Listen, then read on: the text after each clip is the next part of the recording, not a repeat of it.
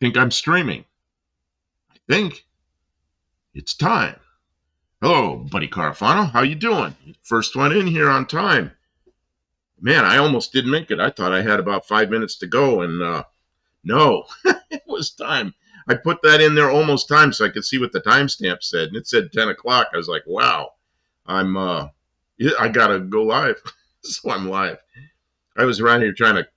My trash can was full, and then I went over to dump it in the big trash can, and it's full. So I don't know. I guess I'll empty that later. So I'm here. Kim is late. She had to go to a pharmacy to get something, and she's online at the drive up at the pharmacy. She called me. She said she'd be here as soon as she could. So she is on her way, I guess. And I don't know what the current thing is we're doing. I guess, we've been working on my Zephyr for a couple of days. Kim's had that door apart about 3 or 4 times, and she's got that working so well. And there's a plastic thing that got a thing, and it's got rollers that go through it and a crank and all this kind of stuff. Hello, Tom Anderson. How you doing? And so I, I saw a picture of the car when I bought it, and that piece was from another car. that piece was from another car. So that's probably why it wasn't quite right. She had to do some trimming and everything on it. What would happen is as you crank the window up, that thing would cock the window a little bit, and it would run the window into a piece of steel. And then anytime it vibrated, sit there and poke at the window with the steel. And that's a possibility why the window broke, because it just shattered. I didn't know what happened. So anyway, she carved on that plastic piece and got it so it didn't twist anymore. It goes up and down, and then there's some adjustments in there. You can move things around and get that window so it's perfect. And we put new now what do they call that stuff? Rubber window guide things, rubber things, troughs. I don't know what you call them. So we put those in there, and that thing rolls up and down so nicely. You close the door, and it doesn't rattle or anything. I think it's good. I hope. And the other window had some severe scratches on it. The replacement window that came with the car. So yeah, fabric in the track. Yeah, this was I was able to buy some new stuff. And then when I got it, I thought, man, this isn't the right thing because it didn't fit quite right. But Kim figured out how it was supposed to work, and I didn't. So we put it in there, and they don't have any available for this car. They have stuff available for the Mustang of the same years, which is a Fox body, but it's too small because the windows are smaller, and where it rolls up and down are window tracks. But there's I had the receipt around here, but I took it to the house. There's a name for that stuff. So anyway, so I there was the same one. It looked, the cross section looked the same, and it was for a Ford pickup of the same years. So I bought that. Well, it was about a yard too long, so we cut that to fit and installed that. I can't think of the name of that stuff, but anyway, it's in there and it works really well. So you can't buy it for the Fairmont, but you can buy it for the Mustang or the Ford pickups. And what I've got is I'll just save the part number in case we need it again. I know who the supplier is. Right now I can never think of anything. I was just looking at the receipt down in the house. It's on my desk. So I'll get that. I've got a file that just says Fox body. So I'll just scan it, put it in there. So I've got it. Let's see what else is going on. I'm not sure. I'm thirsty. It's hot in here, or it's warm. Man, it's 75 degrees in the shop. I came up here with my sweatshirt on. Yeah, the whole assembly is a regulator assembly. It's just the what do you call it? Yeah, it's the rubber thing that goes in the tracks. So anyway, I'm looking for my little powder things to mix my drinks with. That's who it was. It was Steel Rubber Products. It's exactly who it was. And Yeah, that's yeah, window felts, something like that. Yeah, they're actually rubber though. The felt things are the ones that go along the wipers or whatever they call them, which we got from another source. That goes on the right along at the top of the door card. There's one piece that goes on the door and the other piece that goes on the door card. And we did that right during a live. We put that stuff on the door card. I'm looking for my scissors. My scissors are missing. Scissors are missing. You got carried away somewhere. So, um, anyway, uh, Landon Custom Classics. Good evening. How you doing? I'm up. Let me see if I can kill this ad. And it's spewing out ads already. I killed it. I just noticed they were coming up. Grabbed it on time. I'll let it go at least a half an hour before we have ads. So, yeah, just told her mustache in the track. Yeah, that's what it is, like mustache hairs in the track. Now the one up the back is rubber, and there's like a trough along the window frame, and then there's like a brush that's on the door card, and then there's a rubber wiper that's kind of like a windshield wiper on the outside that kind of goes up like this. So when the window comes down, it deflects the rain from going inside. And the inside of that door was really clean. I mean, there was crud in there, uh, but there's no rust or anything. It just was. There's a lot of broken glass in there from the window breaking. But the inside of it, after I vacuumed the glass out, and I vacuumed the glass out, then the vacuum cleaner weighed more than I could almost carry. I took the vacuum cleaner to the dump and just dumped the vacuum cleaner out there. So yeah, now it's working great and nothing rattling. So looking for my scissors. Where could the scissors have gone? Don't know. Maybe I can tear this. Maybe not. I usually don't have a lot of luck tearing these, so I cut them with my scissors. It says tear here. Oh, feels like a tore, but now it won't tear very far. I'll try tearing this direction. I got it. I usually have trouble tearing those.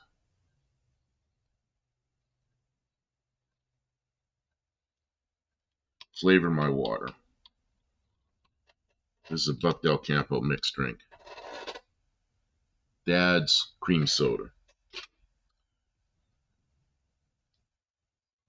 Looking pocket for my scissors.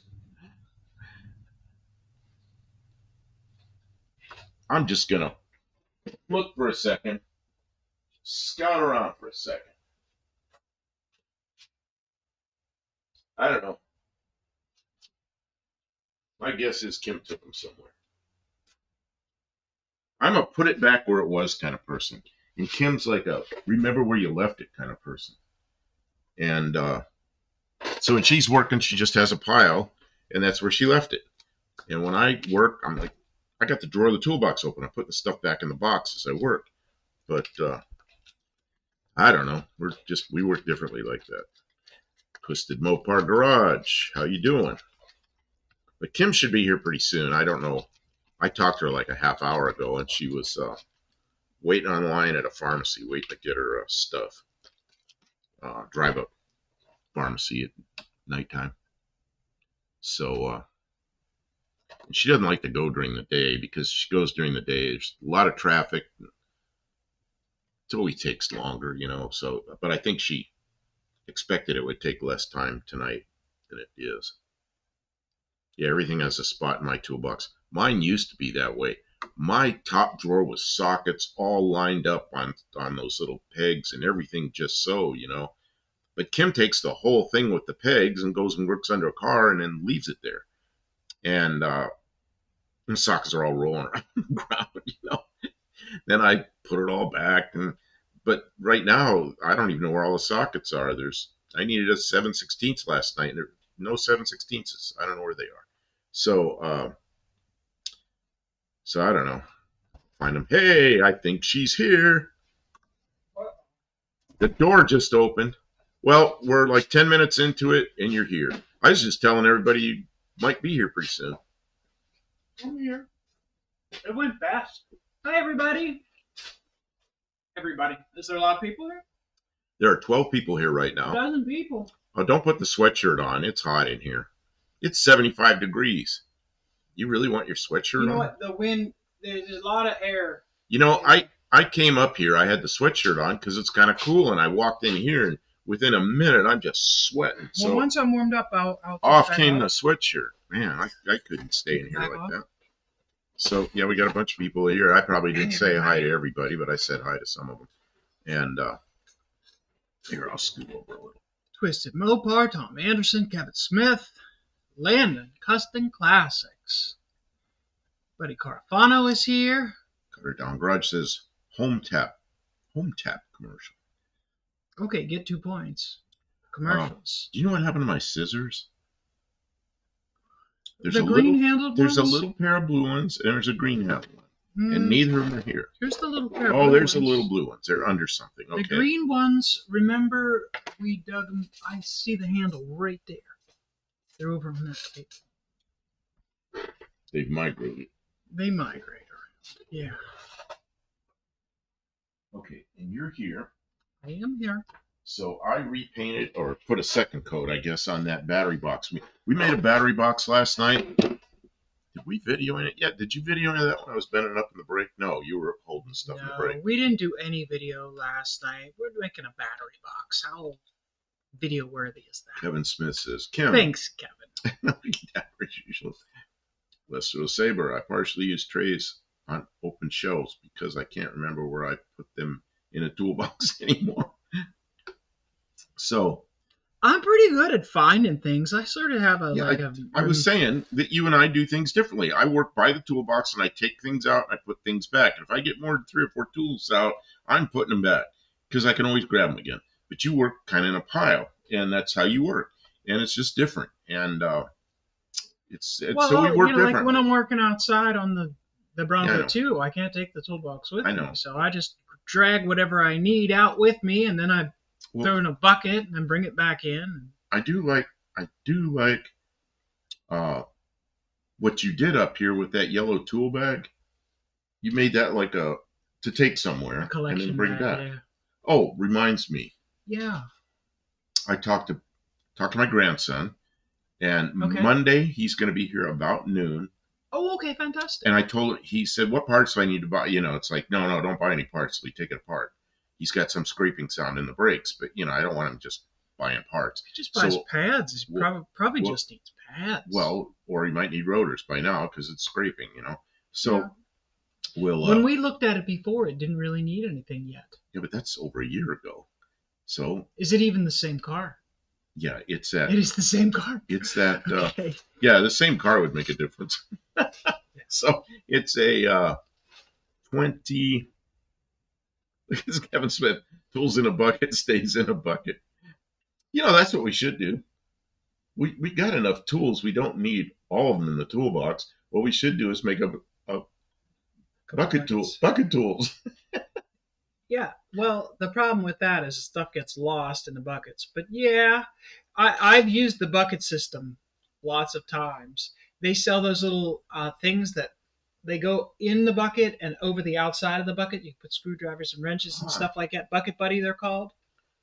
And retired Inspector Bruce, good evening. Tavo's here from down under. Good evening. Well, you're probably on lunch break, maybe. Twisted Mopar Garage, got a question. I have like 6 round, couple of square magnet trays, all stuck on my toolbox. This question is, does anyone really use these things? Kim, you've been using them, haven't you? The magnetic trays? I rarely use them. I used to use them when I first got them. But then you know what I'm using? Kim bought a cake. Kim bought a cake about a week ago. I can't tip it over. So it's downside up. It says carrot cake on it. And this is the part that went over the cake. And I got that when she got finished with this. I washed it all out, got all the frosting out. It was stuck to it. I said, man, this is a bucket. Like right now, it's got pieces and parts. Well, these are these rubber things I was talking about that the windows go in. This is the old one. This is rock hard, nasty stuff. But um, so we were while she was working on the window, she was just everything she took apart went in that thing. I like these things. Wish I had a few more of them. But Hey, Tavo. so I guess we'll have to buy another cake. See, they know about the bucket buddies.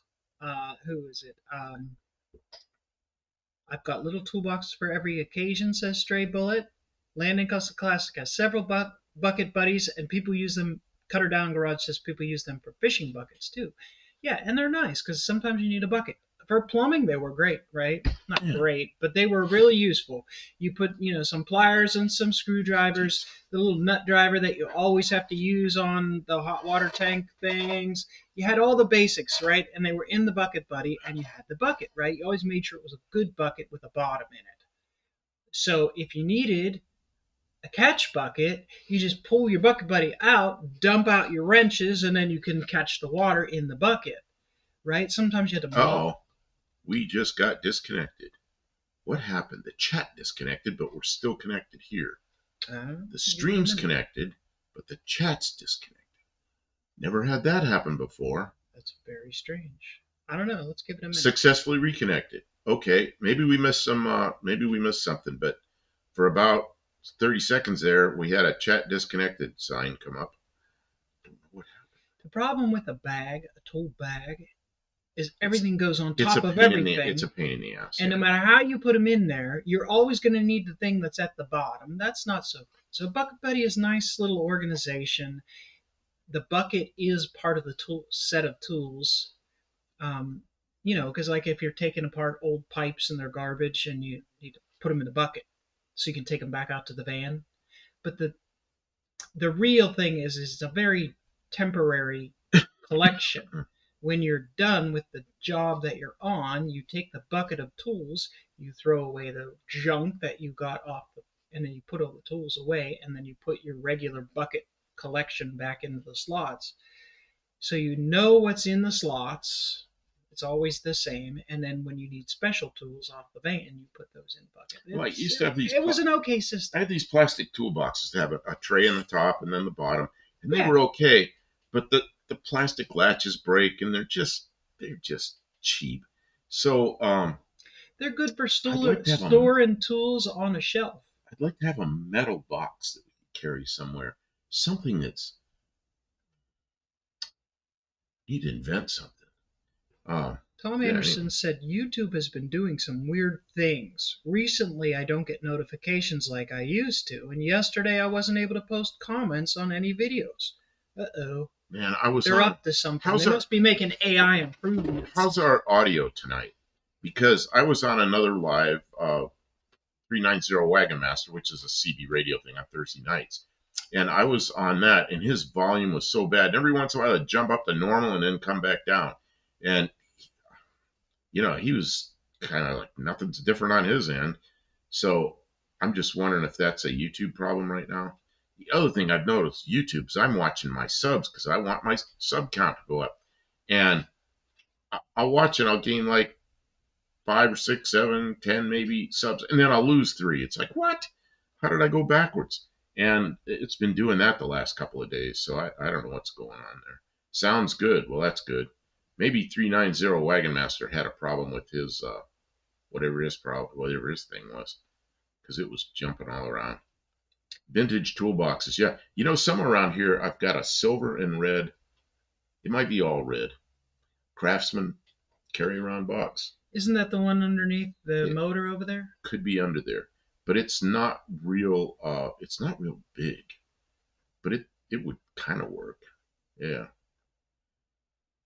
Smith, or if you post on a live stream, the comment doesn't post the live stream. Oh, do you have live chat? See, there's live chat and there's, what's the other one? What's the other thing called? Live chat and top chat. Top chat. So if you look up there, there's a selection for top chat or live chat. If you put top chat, I think YouTube censors it. And if you put live chat, everything goes through. What? Cutter Down Garage says there's commercials on chat now. Something new. YouTube makes me lift my arm. I need to skip. There, What? there's ads in the chat, and I will bet you that OBS doesn't know how to handle that. Oh, and So that's why it disconnects the chat. Is yeah, because because it's trying to show us the ad, and it we're knows not that we're not using their we're system. actually not on YouTube. We're on Open Broadcast Open Studio. Broadcast Studio. So I don't know. Hopefully they fix that because there's a lot of people who use Open Broadcast. So maybe they'll work it out. They'll work it out as long as we know that what's going on. I do not have a Kennedy machinist toolbox. I've used them before. I remember old wood ones. I don't remember who made those, but they were machinist toolboxes that were wood. I had a friend that had a workbench. He had one of those wooden toolboxes, and then he had a steel box of both of machinist toolboxes. And he had files in the top, all these little like jeweler's files. They're real pointy on the end. Underneath, he had a compressor. Well, the compressor tank blew up. And when that compressor blew up, apparently that bench went up. He had rafters up there. That steel toolbox was bent about this much, and you could see the imprint of the rafters. You look up there, and all those files were stuck in his wooden ceiling. I was in my radiator shop next door, and I heard boom, and all this glass blew out of the shop next door to me, and big cloud of dust came out. I knew something exploded, but I didn't know what it was yet. And I just answered just answered the phone, and I radiator shop, and then kaboom, and whoever's on the phone, I go, just a minute, and I set the phone down. I went outside, and there was a guy over there. I don't know his name. He went by the name Frog, and Frog comes walking out of the shop, and he goes like this. He waves back here. He goes, "Oh, do I feel better?" I can't believe he even thought of that. So what happened? He goes, "Oh, the compressor blew up." Geez, we had to it was like a half an hour before the dust cleared. We went in there and started looking around at all the damage. But he had a couple of nice Kennedy toolboxes. But I'd sure like to, I'd sure like to have one, but I don't know where we put it. Maybe Mexican Spec accidentally blocked you. He should. I wouldn't blame him. Yeah, he's about ready I don't even know to. why he even talks to us. He was about ready to. I said something he didn't like, and he was going to censor me. For that cable, do you have a plan on how you're gonna fix that? Yes, I do. You do. I need the vise, and the vise is tied up right now while there's paint drying. So I was going to do it before I started this, but instead now I've got to let that paint dry enough. I can flip it over, paint the top side of it again. What is this? Cutter down garage. I just saw a fox at a gas station. I've got a fox, but it's a fox body. Got a raccoon lurking around our house. Man, when I left the house, We got all kinds of stuff. when I talked to you, I left the house, and as I'm going across the porch, I hear some animal scramble out of there. There was bunny rabbits out there earlier. It could have been rabbits. Could have been. We have an armadillo. We have raccoons. We have possums. Yeah, we got a whole myriad of animals around here. Yeah, we're out in the country. So, man, I put that rabbit out there. They're not touching that rabbit. Oh, really? Nothing's eating that rabbit. It's going to start stinking. I got to take a shovel and flick it down into bury it. Make it into fertilizer somewhere. Yeah. I don't know. Fights with cats every night. Yeah. Any of you were following Monday night, Tuesday morning, our refrigerator quit, and we had to buy another one. It was a fiasco. All this kind of stuff. So everything in the freezer got real soft, and we were like, I don't know if this is any good. And I'd had a rabbit in there for a while, and it wasn't frozen anymore. And I went, I think I'll just put this outside for the animals.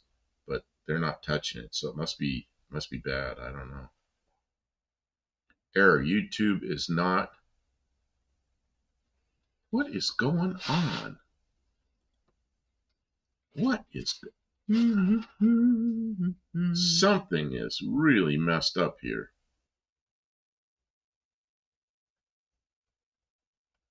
I am sorry. We are working with trying to straighten out the problem. We dropped some frames there. Something went. Error. YouTube is not receiving enough video to maintain smooth streaming. I've never seen this before. I don't know. Give it a second. Well, we're streaming out. We got lots of kbps. Well, we dropped a bunch of frames, and then the kbps was down, but maybe it's back. Tawa says, I just get sheep and kangaroos around my place. I have never seen a kangaroo here. You know what? I should check my phone because I think my phone is watching the stream. Oh, that would not be good. Not from out here, no. No, and I shut off the stream in the house so we wouldn't be doubling up on it. Okay, can I close this window? Yeah, close that window. Okay. We got a window on top of a window. Okay, that's closed. Are they experiencing disruptions? Is anybody else having disruptions? Don't eat the black rice in your drawer. Big brown snakes and mice do. Oh, we got mice. Mice just, I don't know where they all come from. I gotta go to the house. My phone's up there. Okay, Kim is going to be gone for a couple minutes. Go get her, find her phone. I won't be long. Okay. Let's see here. Stray Bullet says, I have the oldest snap-on roll-around toolboxes that I've ever seen. I think it's from the 30s. Really? 30s snap-on stuff. I've got a snap-on. It's not actually a snap-on bottom box. It might be a snap-on. I was thinking it was a Par X, which is a low price snap-on. And I know my top box. My old top box was a Par X, but it's gone. So the old red toolbox, I guess, is a snap-on or a Par X. The top one is a Craftsman, and then I have two. The black ones over here are whatever the heck they are. They're the ones from Husky, I guess, from Home Depot. A poltergeist.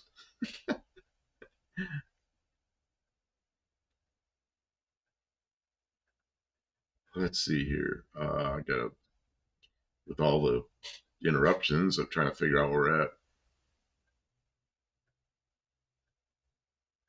Cutter down garage. No more soup for us from YouTube. Dr. Go, how you doing? You sound good and look smooth. Don't think anything sounds messed up. Well, it's sure messed up here. Getting all these notices telling us that everything's wrong, but everything looks the same. Bruce Colchin says, video's fine up here in Canada. Excellent. So it must be going out okay. It's just something here thinks it's no good.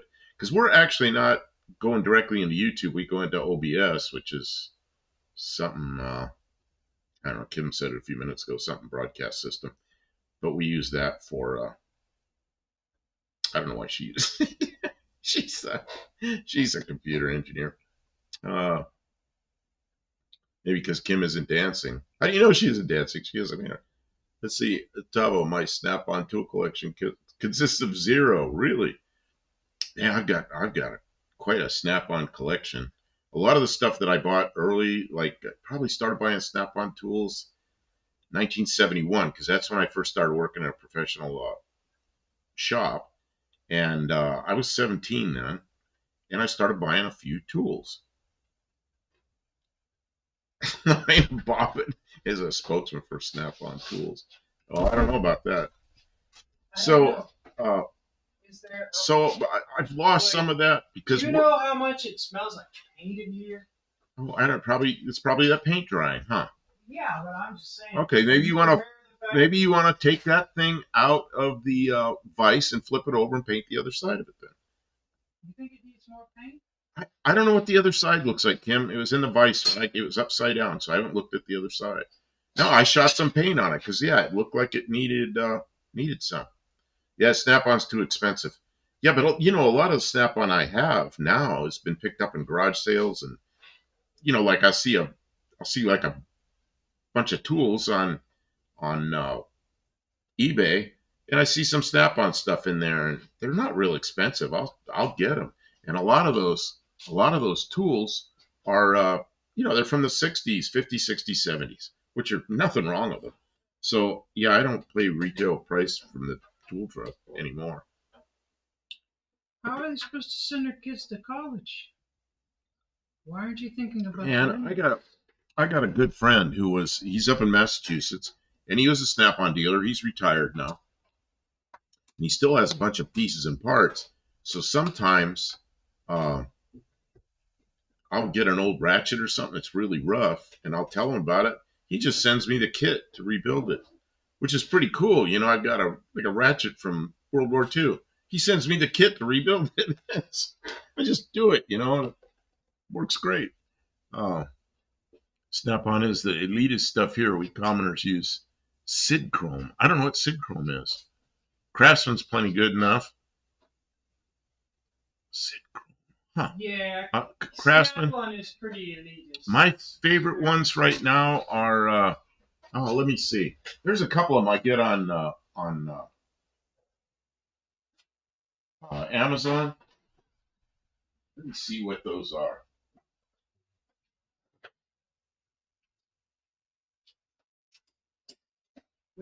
Is it tool time? Tool talking time? Tool time. Campo. Tool time. With Love Campo. Although I can't find them. I can't find what I'm looking for. Imagine that. Imagine that. Mac tools are great. Yeah. These things. You got the money. These things. These are really nice tools, and they're shaped almost like a Snap-on, but they're Capri. Capri. They're made in the U.S., I think. I had some. See, I used to buy sets. Like I buy a set at. Oh, you're putting clear on. That's Okay. what I got. That's the right size. Okay. You okay with that? Just to be clear. It'd be all right. No one will even notice it. It's invisible. So,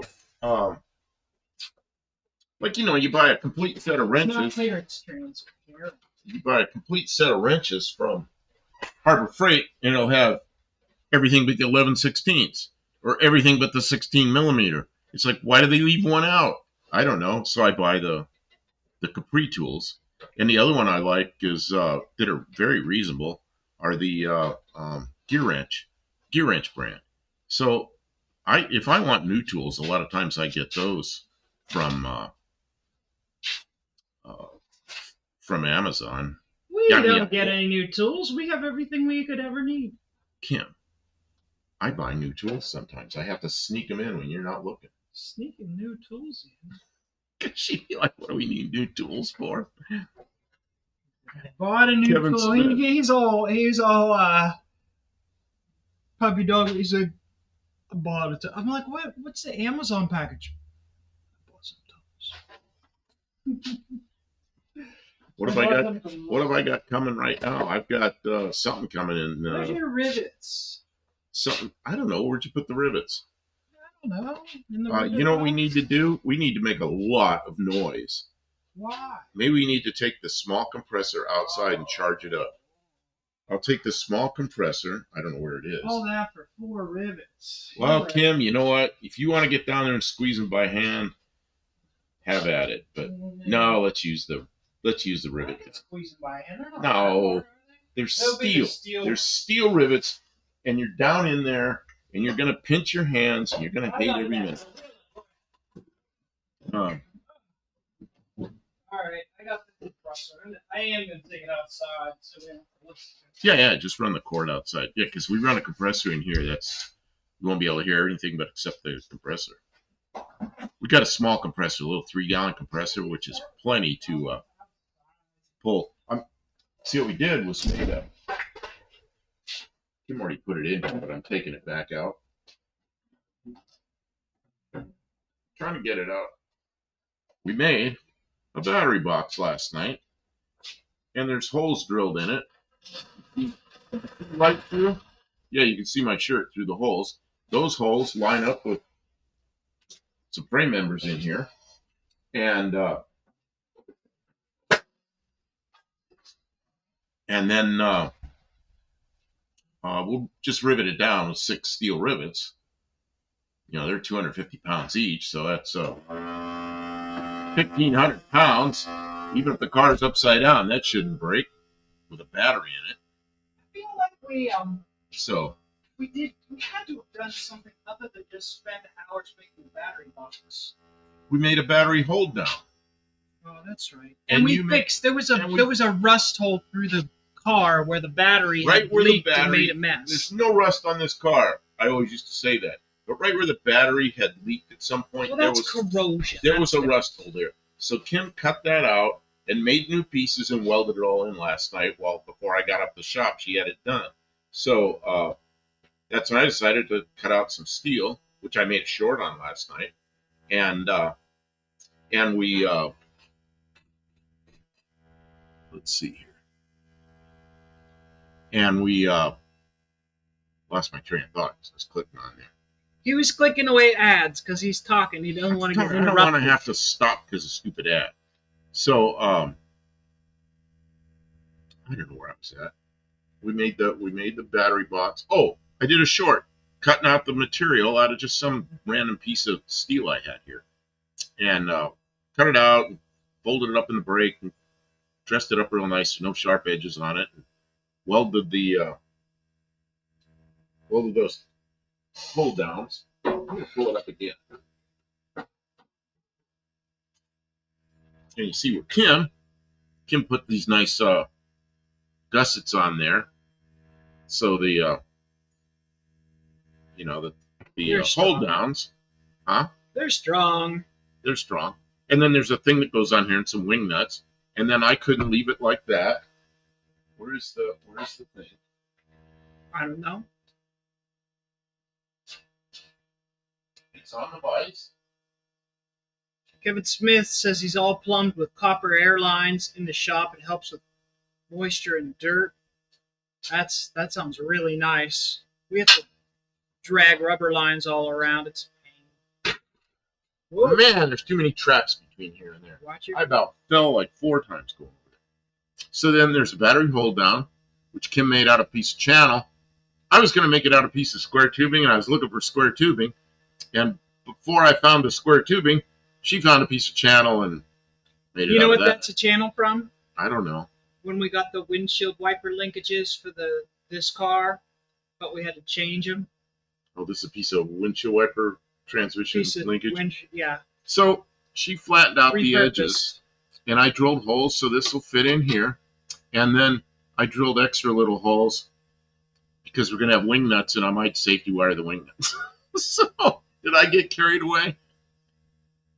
Is Yes. Inspector Bruce in here? He's the aircraft inspector. He'll look at my safety wire afterwards, tell me if it's any good. So anyway, battery hold down, and then this is really close to an air conditioning hose. Doesn't quite touch it, but it's really close. So Kim put a piece of some kind of soft tubing over that. So if it does touch, it will only be. This might be too long. Where if it's too long, we're going to cut it off. Yep, that'll be easy. It'll squish, though. It'll squish. Okay, so anyway, maybe we've overdone this, maybe not.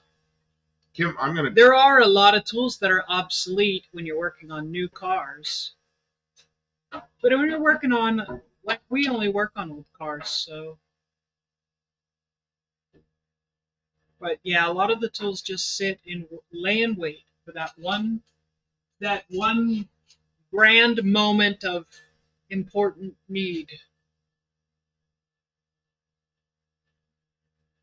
I'm all set up to work on the classics. That's right, Stray Bullet. That's how you want to be.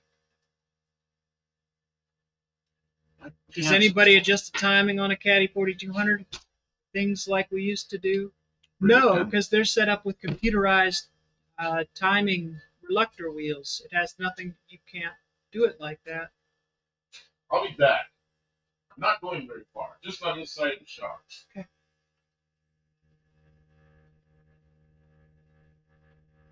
Have you all seen the mushroom character for the mushroom coffee commercial? Cutest dang thing I ever saw.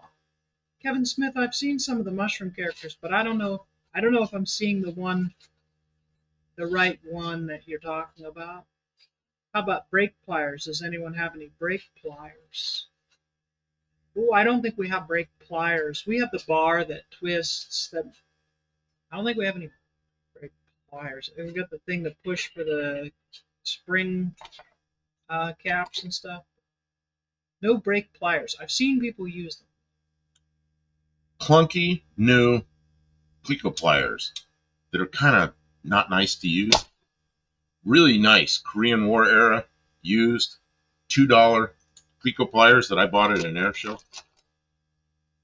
which are my favorite ones because they work well. Dr. Go still has drum brake pliers. I don't those big pliers.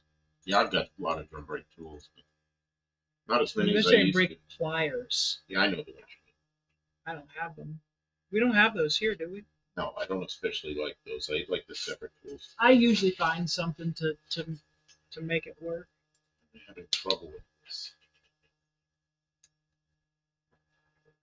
because I didn't line the holes up. There. He said he doesn't like brake pliers. I like the separate tools. I don't know. I worked in a brake shop and I did a lot of drum brakes. I forget what that side is from. What was that sheet of metal from? It's some kind of appliance metal. The Lost Fire. It was laying in the yard. Laying there, and I said, "What are you going to do with this?" He goes, "You can have it if you want." I threw it in the car. Brought it home because it's a piece of sheet metal, and you know that I'm going to. It's the side of an old appliance, but I don't know what it's the side of because it's too big to be like a washing machine, isn't it? Here's the drum brake tools I like the best. I painted that one red so I wouldn't lose it. I always get pinched with my brake plier. Oh, that's not a good tool if it's going to pinch you. And then this one, yeah, that's why I don't like the big pliers. And then this right here is the one for pulling off the springs. Yeah. And I'd prefer disc brakes. That's blasphemy, Kevin. You know. Yeah, I don't know. I don't prefer either one. It's just you got what you got and you deal with it. Disc brakes are probably a little bit better. But drum brakes, you can make drum brakes work real well. I used to do a thing we called super brakes where we segmented the linings and vented them and all kinds of fancy stuff, and I could make those things stop. Okay, Kim, do you know where the rivets are? I know you know. I'm sorry, Tim. No air show. What do I need? Do you know where there's a the box with the rivets? Box with the rivets. It's probably one of those boxes on that shelf. I'll look. You were up and doing stuff, so I was manning chat. Okay, but I can find the rivets. I'll move my stuff out of the way, and maybe we can move this acetylene tank because I've been climbing over that. Yeah, I didn't know it was in your way. I mean, I was. And I had to climb over it, turn the computer on, and I don't really like climbing over. This one says rivets. Oh, rivets! Excellent. I don't like climbing over a acetylene log. Doesn't have a cap. Okay, I will put that. What is that? What is that? This? Yes. Seed mat. It's a what? A seed warmer mat. Oh, okay. Starting seedlings. It's not that stuff I was looking for. I'm taking the acetylene tank away. Okay. So thank you. I'll get the rivet box. Okay.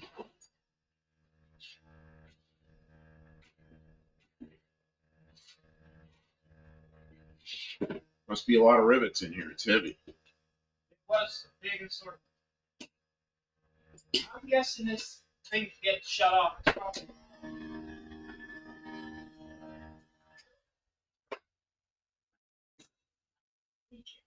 Yeah, you just can't have it leaking. Leaking's bad.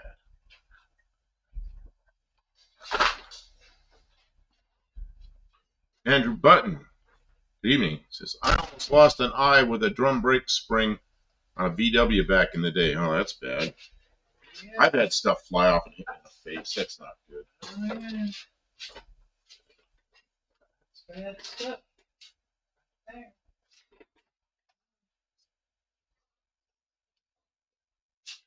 1, 2, 3, 4, 5, 6. What are you doing that with? It feels good. That's my fingernails. You're scratching my back with fingernails? That felt like some kind of tool. It was really good. Rain day. Hey, I know how that is, Tim. You got to shift gears mentally. You got to say, okay, it's rain day, and like catch up on laundry or something around the house. Pop rivets. Steel pop rivets, 250 psi each. So that's 6 of them, be 1,500 pounds. So even if the car's upside down, that battery shouldn't weigh 1,500 pounds. So no. That should be enough. Okay, where's the compressor? Oh, it's right there. 1,500 pounds is a maximum dynamic load before we will accept failure. So if you hit, somebody do the math. I don't know how much a standard battery weighs, but do the math. How fast would a Well, it'd be like the G forces. Like, yeah, I'm used to figuring everything like the 6 Gs or 9 Gs, depending on the airplane. But if you flip the car upside down, it'd probably be more than, probably be like 10, 12 Gs, something like that, maybe 15. So what's 15 times whatever the battery weighs? I don't know. Might not be enough. Might have to drill more holes, too. Mexican Spec is here. Welcome to the stream. You are the only moderator here tonight. No worries, though. It's a small crowd, and they're all being very well behaved. So you should have it pretty easy tonight. We're just doing a little. Patrick Sullivan is here. Says, "Hey, cleanup crew, what's up, folks? We're cleaning up his car so we can get it back on the road. We got the window in. We got a little bit of this and that, and then he'll be able to get it back out on the street." Oh, tomorrow I'm going to be driving this. Yeah, good. He's excited. I'm going to be driving my. Oh, Kim, I can't get this in here. Did we mess ourselves up? Oh, this was a good idea until I started doing it. Maybe it'll go this way. Maybe not. The ones in the middle are probably going to be a problem. The ones in the middle, the only ones I got one in the middle. We'll get as many as you can, and then I'll get it. That's the only one I can get. Nah. Here, you're smarter than I am. No, I'm not smarter. Don't You just are more determined than I am. I've done a lot of riveting, and I'm struggling with that. You know what it is that fitting, the air fitting on the rivet gun's what's messing us up. It's messing us up a little bit, huh? You might be able to get that one. Might not be able to get that one. Oh, you'll be able to get that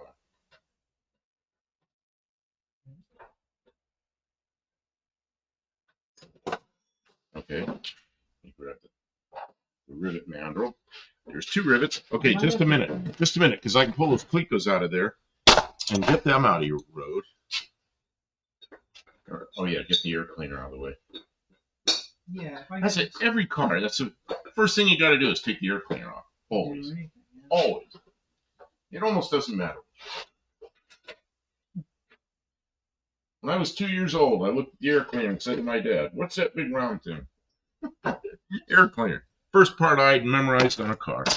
The air cleaner. Get hooked here. Air filter. Yeah, he may have said air filter. In fact, he did. He said air filter. The dirt keeper outer of the wear. And he explained to me how it worked, how there was oil in there. It was called an oil bath. Remember those things. Okay, where's the mandrels? Oh, you got it. Okay. Now there's 2 more. There's 2 empty holes there, I think. Get that one. That one. This one. You're gonna have to force that one down in there because it's just a little bit edgy. Tight. Yeah, it probably didn't quite line up. Spit on it. Oh, Mexican Spec's putting up something marketplace. He says, "Look at this." We're gonna have to look at this. Where'd it go? Where'd it go? I heard it drop, but I don't know where it went to. It'll probably drop down somewhere and go in my tire eventually. Here, give me. This tank needs to come over this way.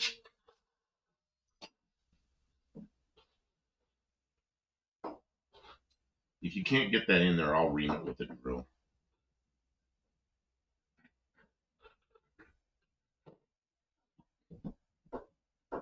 Okay, pull it out. Oh, you got it. You got it.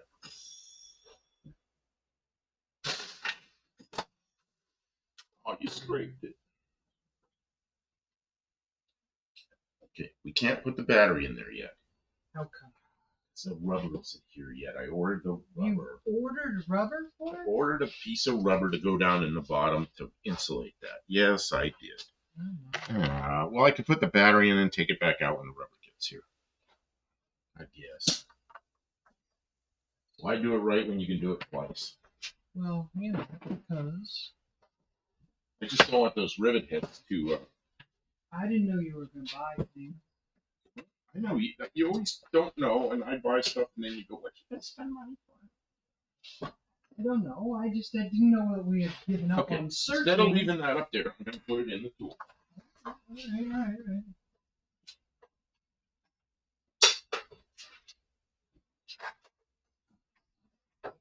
Let me see if there's. Then I'm gonna put the rivets away where they were. Then I'm gonna go get the battery, and nobody's minding the story. Yeah,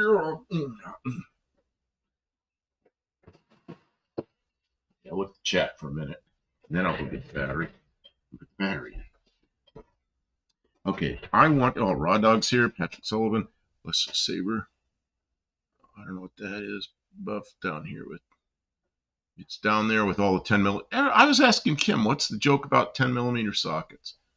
And okay, what do we got here? Go to site. What did Mexican Spec put up? Ooh, another Fairmont 90,000. They use a dollar sign, but I know it says MX, so it's 90,000 pesos. So I don't know what that is, but yeah, that looks pretty nice. I like the grill on that. I like the Futura front end. Pretty cool. Okay, so we're back to this. The store is minding itself. Josh Holman. Good evening. I don't know. I maybe you were here and I missed it because I've been busy doing stuff. Okay, Kim, I'm gonna get the battery. I can put this down for temporary. I guess. Just for temporary, till you Yeah, said you already ordered the right thing. Just for temporary, yeah. I got some 1/16, you know, some rubber stuff that's rubber sheet. It's says 62 thousandths, which is basically 16.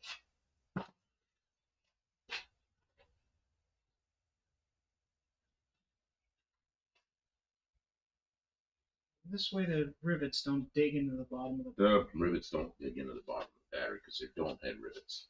Yep. No, I didn't want to countersink it with countersink rivets. It'll be fine. I got lazy and ordered a piece of rubber, which made more sense to me.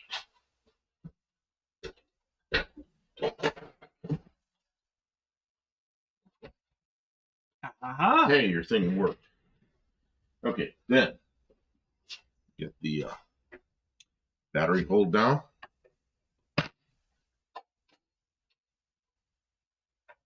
That sounds like a hell of a lot of money. I don't know. It's a nice car. If it's a nice car, things cost money. I don't know. Oh, Kim, What's wrong? that rubber thing on there.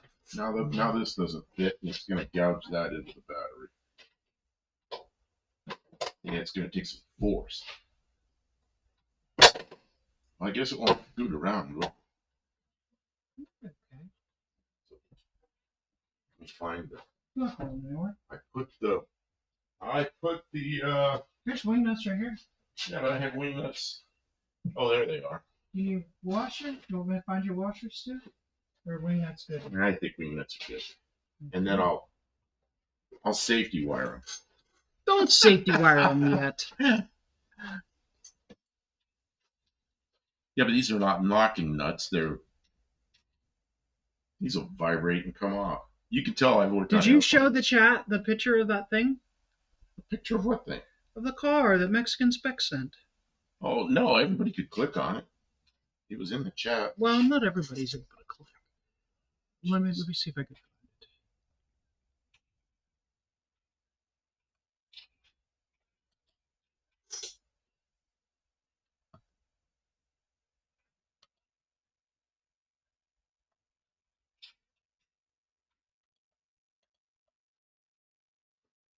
Okay, let me see if I can. Guys, I'm sorry. Give me a second while I see if I can find a way to make this scene.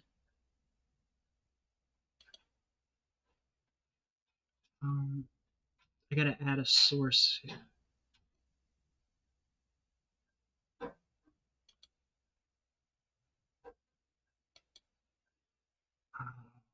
Window capture. Just swing the camera on and show it on the camera. This is the way You got to do it. You got to do it scientifically. Well, this is so that I can pull it up another time. Kim, we can test this. You guys can see that?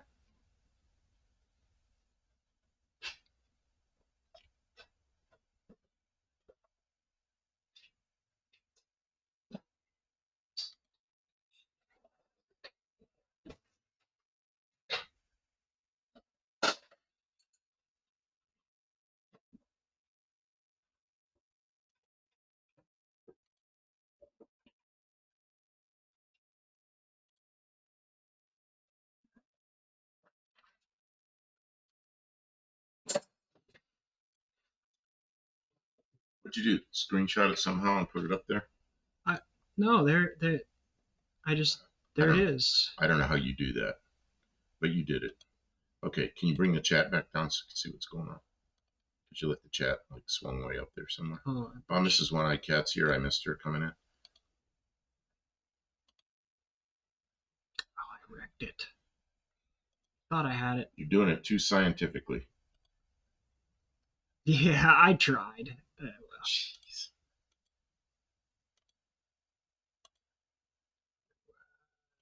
We're back. Okay. We're back. I saw it for a second. How far will this camera go? How Not very far. Will the camera go? No. Can you guide the wire? Won't go far enough. Okay. I'm trying to show the battery hold down, but you can barely see it. But it's in there. My wire isn't long enough to go over there and stick it right in the engine compartment. So I did the best I could. I have that other camera. I could get it set up. We can show them eventually. Show them what we did. Battery tray? I don't know. The battery tray. Is it? I'm just proud There of is our work. now a battery in the car, and it is mounted. Before it was just like flopping around in there. It was bad. Okay, Kim, can you take care of the chat while I go over there? And can you here? You're not going to do it. I'm going to do it. Do what? Fix this. Fix what? There. You had this chat rolled way back. We can't see what anybody's saying. Oh, Patrick Sullivan says that's $4,600. Oh, okay. He did the math. Oh, that's a good deal. I paid $5,000 for this one. He says 6 to 8 twists per inch if you say you wire the hole down. You know, I was going to use maybe some 024 safety. I have this 024 safety wire, and it would be really nice on those. Is this the 024? 024. Yeah, I kind of want a safety though, so they don't spin off. But they're pretty tight. But that doesn't mean anything.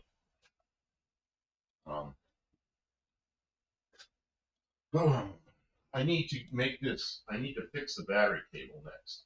So I'm going to come over here and do some work on the cable. I need my bikes, which is over there.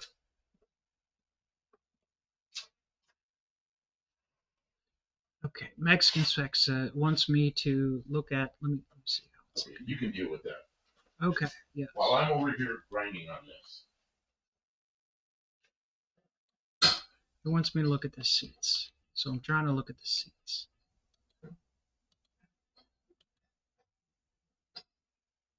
Oh, it's got bucket seats and a console automatic.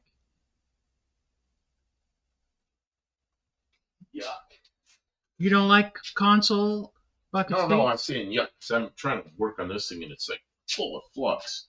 Because somebody fluxed the shit out of it. Raw Dog, you got in all kinds of issues. What happened to him? Banned off Facebook and Instagram, and someone hacked me on Snapchat.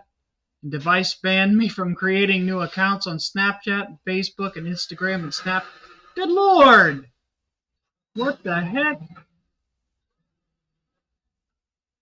6 horsepower and 7 liters. No wonder it was only driven 1,000 kilometers. I'm confused about that. I'm missing so much. Looks like power windows. Yes, it does. Leather bucket seats.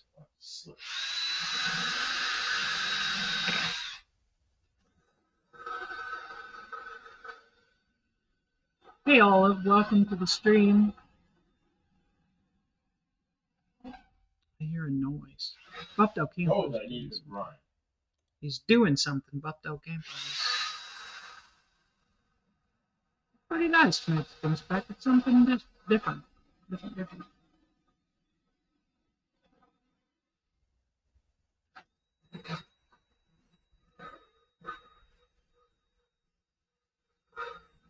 But we already have a car.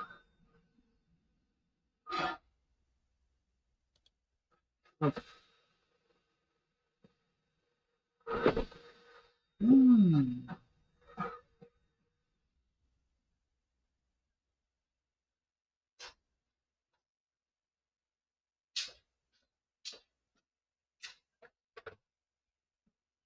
Oh, before I forget, I wanted to mention to you that there's something wrong with the brake light switch on the Dart. Because when I pulled into the driveway and shut everything down and got out, the brake lights were on. And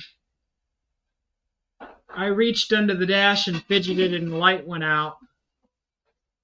So it's something with the alignment of the switch and the pedal.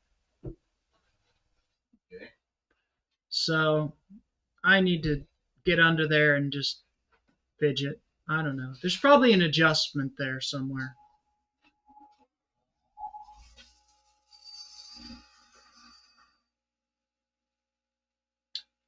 Same car as behind Kim, just with a better roof.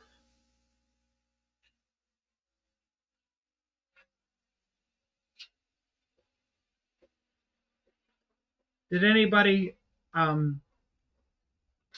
ever see the Adam Sandler Saturday Night Live skit with the giant pill? That's really funny.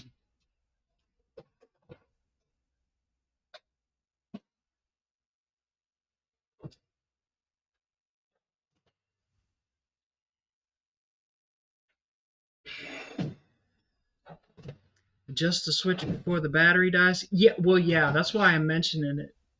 Because I gotta bring it in anyways, because I got a warped drum on the back. So I gotta get that fixed. Because I'm trying to drive it, and it gets hot. And it squeaks. It's not good. But while I have it in here, I need to crawl under the dash and see if I can get that.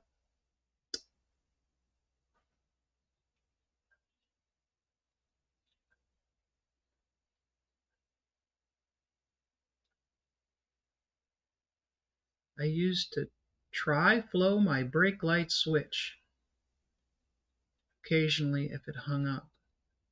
Well, when Dallas and I were on that trip, his brake light switch stuck, and it's spring loaded on. So, Oh, that's right, with his switch pitch off. Right? I don't know, whichever way it was. What it took was he sprayed some penetrating oil up in there and started working again. No, it wasn't sticky. It was not in good alignment with the brake pedal. So I don't know what's going on there. Whatever bracket holds it in place must need adjusted.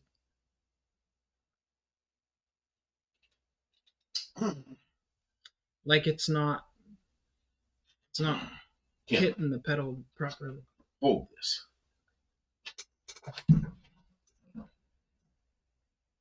That system doesn't work, obviously. I know what to do. I'm going to cut that. Okay. It's cut all the way around. I'm going to slice this way. Just stop. Oh, you're going to put a slice down the side. Okay. Don't steal his projects away. He'll get upset with you. All I got to do is find a knife. Where are all the knives? Missing. I was using an orange knife in the car. It might be sitting on the floor of the car still, if it didn't get put away. I was using it when I was working on the window. Kim's system of finding tools is where she used them last. My system is to look in the toolbox. Okay, I need to get through here. So look where you used it last. Well, I wasn't even on this side. I'll get it. I'll get it. It's my fault. Oh, I figured if you were sitting there, it would be. There it is right here. Oh. I took it out of the car and you put it up on top. Well, that's where things that are ready to get put away go, so they can get wiped down before they get put away. Oh, He's mad at me. He's always mad at me. just He gets frustrated when he's working on things and he can't find tools. And I obviously know where they are because I used them last. Because I've used everything. You know how you try to do one little thing, but it takes 50 tools? It takes every tool in the shop to do one little task. It's insanity. Or you try and do it with the wrong tool and it takes 3 times as long as it would take if you just got up and got the thing. sure boogered that. Stray Bullet says, when I was watching SNL, John Belushi was still alive. Yeah, yeah, they were funny back in the day. They had some good stuff. Man, I made a mess out of that.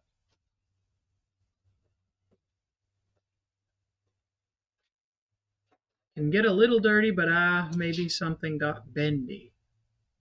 Yeah, I think there's a little bracket, little like L bracket that switch goes through. And if I remember correctly, see, we work on so many different cars, but I want to say the little bolt that held that bracket in, it was adjustable so you could move the switch up and down. But I want to say that the bolt that held that in, that the threads were stripped out of it. I don't know, it probably needs a washer or some kind of alignment, better alignment. Some people may be getting ads. John was still mixing cocaine and heroin. Yeah, that's not a really good thing. Problem can be Buff has a sudden burst of energy. Well, you know what? He wasn't feeling well, and he's kind of recovered from what was going on. So SNL sucks anymore. It seems like about 1 out of about 5 bits is any good. I enjoy the news segment. They hit it more often than some of the other stuff. It's very politically weighted, so if they're not on your political persuasion, but I don't know, they take it too far, and sometimes they try and run with something. It's just not very funny. Like it's like I get it, but how is it funny? You're like, I don't know. They do impressions, and sometimes that's amusing. Yeah, he seems like he's feeling better, but sometimes he gets really grouchy before he gets moving. You know, like he needs that extra grrr, like adrenaline to get him going. Tim got an ad for tool cabinets at Harbor Freight. All right, thanks, Tim. Harbor Freight runs a lot of advertisements on YouTube. They have some good stuff. They were just talking about toolboxes. We're the kind of channel where people watching might be interested in toolboxes. If you need a toolbox, Harbor Freight, you could definitely check out the offerings that they have. I mean, you used to go to Sears. You can't go to Sears anymore. And then if you go to some place like, there's other places that sell cabinets. Unless you pay like super premium prices, they might not be any different than the stuff you get at Harbor Freight. It's definitely worth a look. And we have a Harbor Freight here again. Yeah, we gotta go with that. We got to go over and visit Harbor Freight. You know? And yeah, Harbor Freight's good for what it's good for. You know? Like those metal shears, that's like a consumable item. It's not a tool that lasts forever. You cut a bunch of pieces of metal and then the shears are worn out and then you got to replace it. I've had good luck. I've been using it for a couple of years on and off for projects. I think I got my money's worth out of it. You know? And they have walk-in replacements for stuff. I don't know why I'm doing a Harbor Freight ad right now. Except to say, saw the inside of a Harbor Freight today. I was not impressed. I'm sorry, Mexican Spec. You know, once you have all the tools that you need, a Harbor Freight is not nearly as interesting. But they have some stuff. They sell them Predator motors. They're pretty good motors. And I don't know. It's a good resource to know what they have at the Harbor Freight. Especially if you didn't have anything good like that, or if you were only paying the tool truck for everything. Harbor Freight's a godsend if you don't have any other options. Oh, what happened to all our oxygen? Olive likes their toolboxes, and they have choices of color, which is nice. Oh, you're kidding me. Are oxygen bottles empty? Or is it the regulator? Oh my God, this valve is like takes the strength of an ox. Why? Oh, I don't know. Oxygen, it oxidized. Lester the Saber says, I miss the old real Craftsman tools. That has been a while, though. You can't go buy new old style Craftsman stuff. You know, even this Craftsman box, I don't think is, you know, Craftsman quality stuff. That Craftsman box up there? Yeah. That Craftsman box was a scratch and dent. No, it was more like a beat up and dent. I got it for. Yeah, it looks like it fell off the back of a truck. Yeah, it was bad enough. That drawer didn't close, and I mean it was a mess. And I beat on it and made it so it worked, but it was I don't know, I got it like for $50 or something, you know. So it was a good thing. Okay, there's paper towels that go up here. They're missing. Mexican Spec says it was just shelves with stuff. There was no signs or anything to attract me, and no dancing girls. Jeez. Can you grab me a couple paper towels, please? Well, it's that no frills, no dancing girls kind of thing that. What? No dancing girls at Harbor Freight? That's how they keep the prices low, right? You want dancing girls, you're gonna pay for dancing girls. Mexican Spec. Let's see if I can make this. We have Sears selling Craftsman, but no lifetime warranty. I remember when it got to be that, like, if I needed to cash in on a warranty on a Sears tool, Sears was all the way on the other side of the commercial district. I had to drive past like 10 places that I could buy tools before I could go get to the Sears to exchange my tool, and it kind of gave me dirty looks. Like, how dare you cash in on the warranty that we promised you when you purchased your tools? And then now they're gone, but it was like, it got to be where it was like, ugh. Nobody can guarantee forever. You start making forever guarantees, you're suffering, you know? That's where Craftsman went wrong, just like Mopar, is their biggest competition was last year's stuff. You only buy a toolbox in 1970 and never buy another one. How are they supposed to make any money like that? Their biggest competition was last year's stuff. Was last year's stuff. Think about Snap-on tools. They're just basically the same as they were like 50 years ago. Yeah, I mean, the script's a little different, and they've got date codes on them. It's generational. There's people using their grandpappy's tools. Like, lifetime warranty, lifetime tool. When you have a problem with a Snap-on tool, you call a Snap-on dealer. You ask them where they are, or they just drive up in the truck and you warranty it. And they never ask. They might ask, but they don't ever argue. Oh, I dropped the floor. If you want to see dancing girls get buff a super chat, don't do it. Don't do. I don't. You don't want to see me dancing.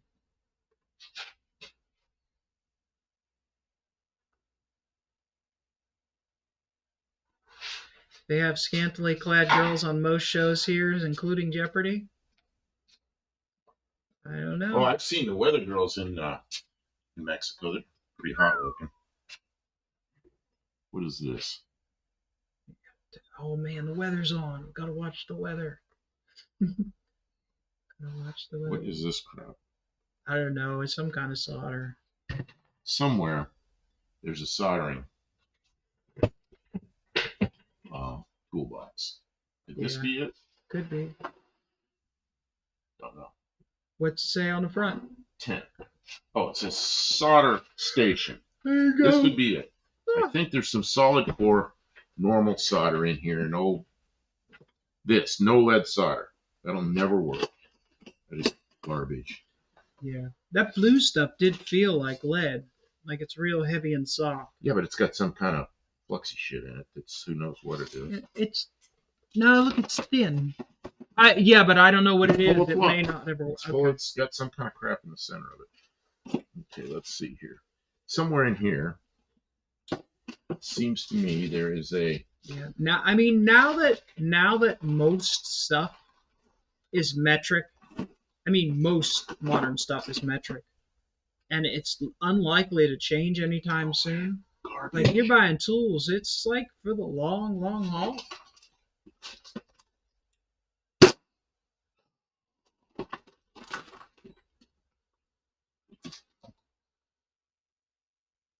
You suppose this is no name solder. I don't know. No idea what this I'm is. sorry. Even Pittsburgh tools have a lifetime warranty. Old They McDonald do. has a car says I have walked into that's true. Harbor Freight and they've just handed me new stuff. Yeah, that's the nice thing about having a brick and mortar Harbor Freight store is you can take them in. It's better than having Sears stuff because you can. But when you're really trying to get work done, you don't want your tools breaking. So buying tools that stand up to some harsh use. Boy, I don't. What's the good stuff at Harbor Freight? The icon stuff, yeah.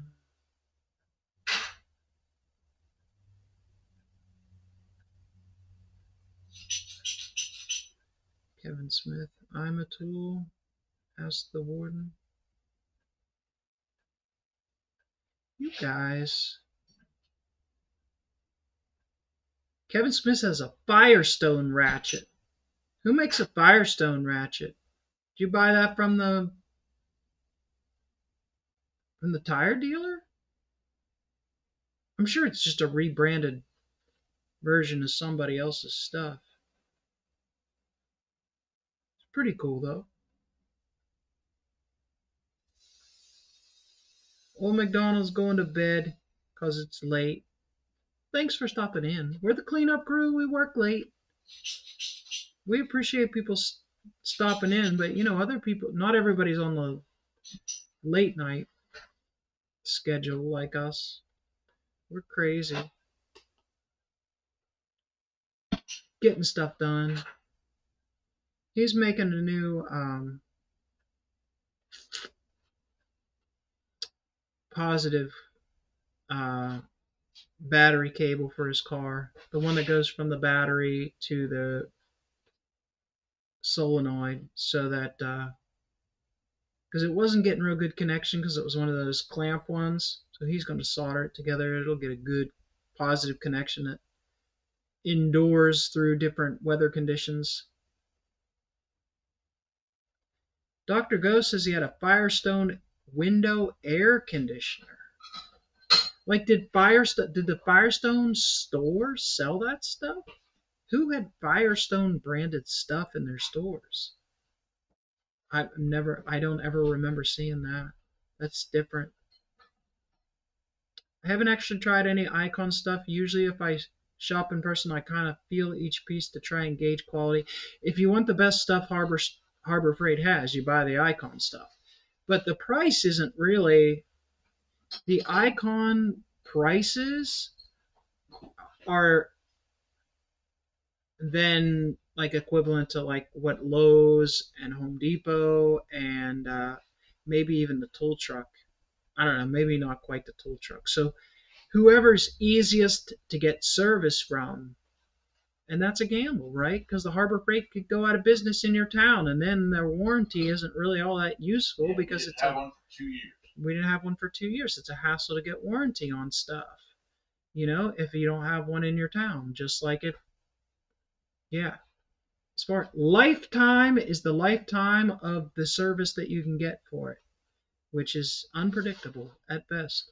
There's going to be some companies that go out of business in the next economic slump. I don't know when or where that's going to happen, but next time there's a big real estate crisis or financial crisis and slump, some people are going to be winners and some people are going to be losers. And the losers are going to go out, and the people who are going to get stuck with stuff that they can't warranty. And I don't know, that's just the way the world seems to go.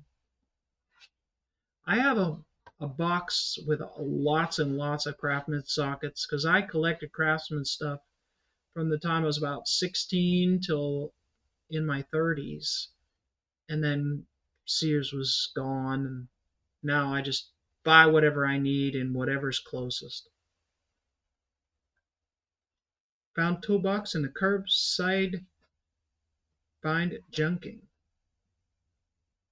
Scrap tools, free tools are the best tools. Or inherited tools, garage sale tools.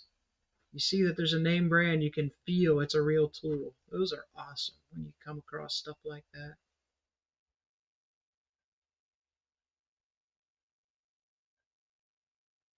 Yeah, between housing. I've lost so many things in the world between housing. I had so much Mopar parts. I could, well, I disassembled cars in my basement shop. I had entire cars disassembled in my basement. It's all gone. I had motors, I had all suspension stuff, I had piles of brake parts. I could have built 10 brake systems. Distributors, I had distributors for slant sixes and V8s, all different kinds, all different curves, all different ignition box kind of styles and stuff like that. I had to leave it all behind. I tried to sell it. People were lowballing me so bad it wasn't worth my effort to move it all around. Hated it. Hated it. Lost it all. Gone. Gone with the wind, as they say.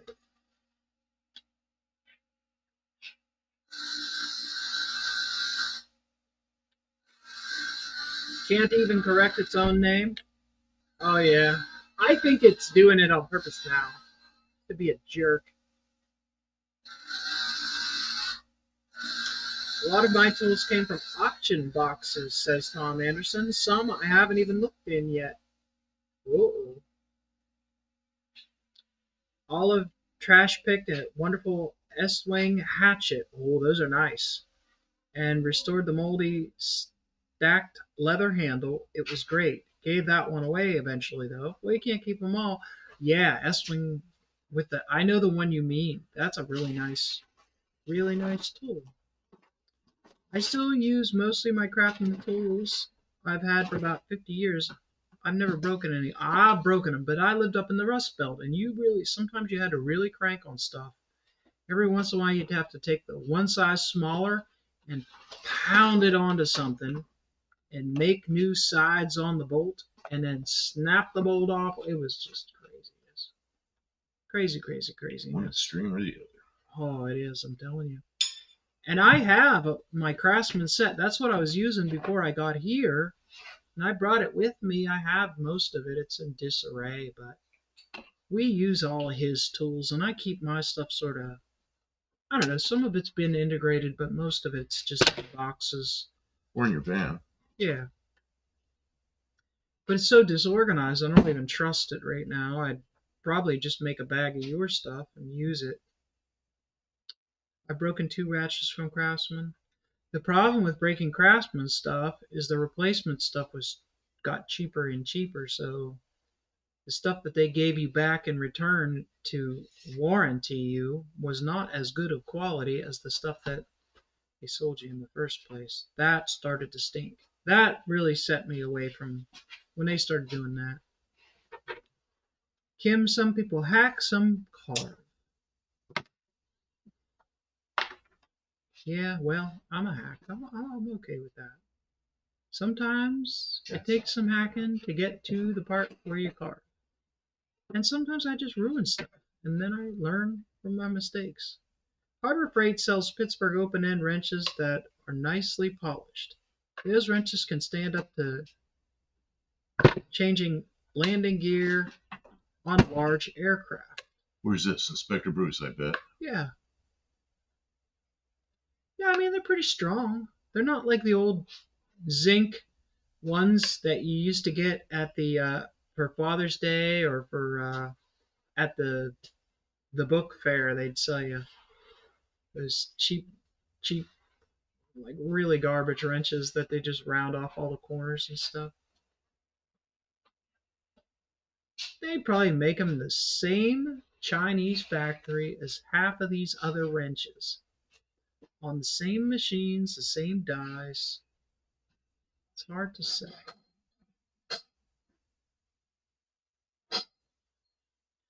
Tom Anderson says, time for a road sign patch in the truck. Every time I see a missing road sign, I think someone needed a new floor for a vehicle. Man, that is an expensive resource to be destroying just to put a floor in it. Just find another car and cut the floor out of it. I was sorely disappointed when I returned a broken Craftsman ratchet.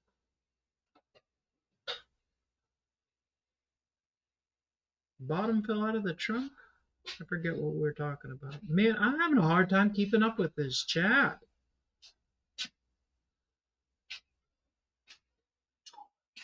Mexican bought a 69 Ford XL Sports roof. Needed an engine. I had a 429 rebuilt. It was a beautiful car. White with original white interior. Kevin Smith's was a 394 barrel. The other was a 302 barrel. Dr. Go likes the 390. Sweet. Guess so. We just got our little 6-cylinders. Roadsides are free though, Kim. They are not free. They cost taxpayer money. They are community property. But, you know, when they decommission signs, I guess that's a legitimate source of signage. I do not endorse or support the theft of road signs to be used as automotive patches. You see, I worked with a guy in Arizona, and he'd gone to school here at Austin Peay State University, and he hates the police. And the reason he hates the police is because when he's living in the dorms, and he got caught. He had a 78 or 9 Trans Am, the one with the big window in the back, and they stopped on an off ramp and they grabbed a sign. They got out. One of them stood on the other one's shoulders with some tools, and they stole the sign that said "Welcome to Clarksville," and they threw it in the back of the Trans Am, and they drove off. The police behind them stopped them, and so he ended up in jail for stealing the sign. And he says that's terrible. He goes, everybody steals these signs and hangs them on their walls in the dorm rooms. And no, he got convicted of stealing them. He was not happy. He thought that was okay. You know, I don't think it's okay. I'm not all about like I'm not like imprison all the sign stealers. I don't think that it's a good idea to like steal all the signs. Like we need signs, and they're expensive. I was friends with a guy who worked for the bus company, and he did a bunch of the signage. It was a very expensive thing, replacing stolen signage. You know, and it cost it was the state that ran the sign department, so the state had to pay for it. Well, that comes out of taxpayer money. But I mean, if you need a floor, you need a floor. We all do what we got to do to get by. But I've got appliance sides, I got old hoods, I got old bed sides from trucks. Like, I got resources. If you don't have any resources, I'm not going to tell you just like don't go to work because you can't fix your car. That's insane. But I'm just saying, like, try and be resourceful and not wreck stuff that's doing something. Like that blue truck is sitting down there in the weeds. It's not doing nothing. I'll cut the side off of it. No one will care. But if you steal somebody's sign, so maybe somebody will get lost. Or I don't know. It's not cool to steal that stuff, really. Yeah, I kind of don't think it is. I don't know. Like, sometimes I can appreciate a rat rod with the signage floorboards aesthetic, but, you know, sustainably source your signage.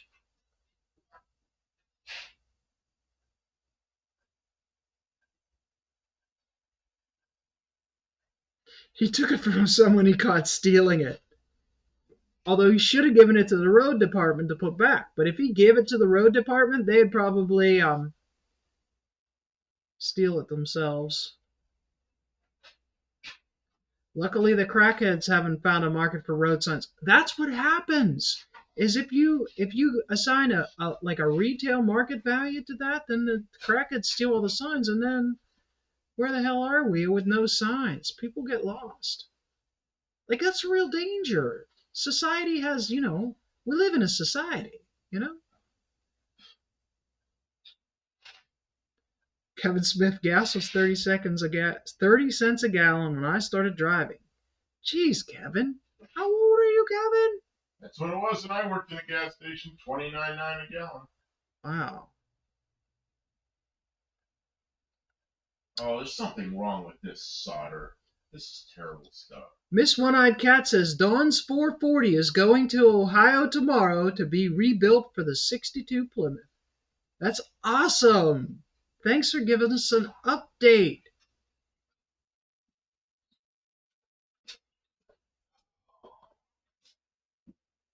Whatever What, this is. yeah. What kind of compression ratio is he aiming for? Is he getting it overboard or just a cleanup? What's he doing with it? Just a factory style rebuild, or is it even hotter than that? I don't remember what year 440 was in that. Was he running? Like, was it just like out of an RV, or was it something? Then jumped up to 80 cents a year later. Whoa! Well, I know when that was. Cuban Missile Crisis. I don't know, gas crisis. Mexican Specs asks, will the engine be ready for the race? It isn't that far away. No, it is not that far away. You need time to put something like that together. Luckily, it came out of a car that's already like running. So you put the engine back in and just connect everything again, and it should be the same running car but with new engine. Like when I put my Dart together, it had been stagnant for a very long time. There's a lot of sorting, getting old cars back on the road. Dr. Go remembers the big jump in gas prices too. Kevin Sis says, I feel old now. Kim, I'm 64. Well, I'm 50. You're not that much older. I mean, we're all old. Come on. Let's be real. Anyone under 20 thinks that we are like ancient. But we're pretty cool. We're pretty cool. For when I was a kid, I didn't think my elders were all that cool, but I think for being the older generation, we're pretty all right. You guys are okay. I enjoy being here and having. I don't ever think, oh man, all those people are old. I worry about y'all though, because none of us are getting any younger. Struggle, struggle, struggle.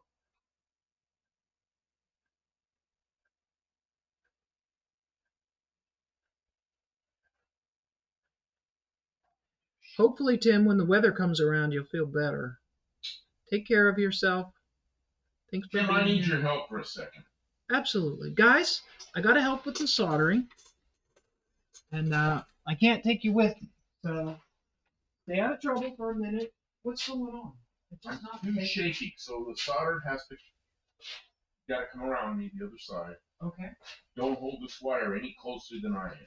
Okay. My hand already is starting to get warm. Okay. Now I'm gonna put a little flux on there, and then it's gonna heat up, and it's gonna melt, and then you gotta hold it still. I understand.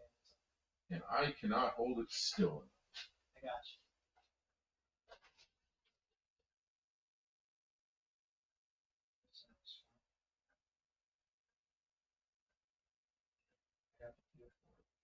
Is it no?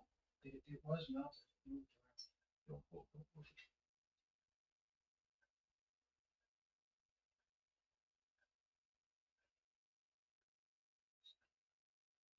Yeah.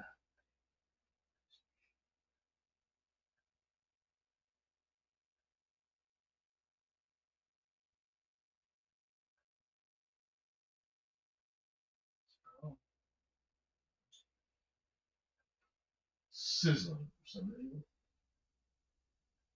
oh, oh, I know. Soldering to live. It's not very good.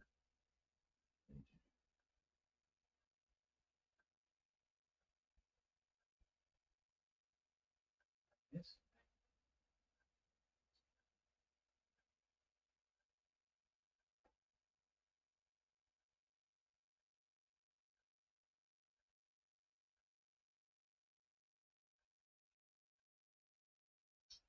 A little bit.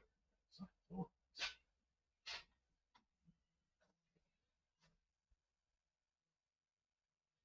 It's a little bit on the other side.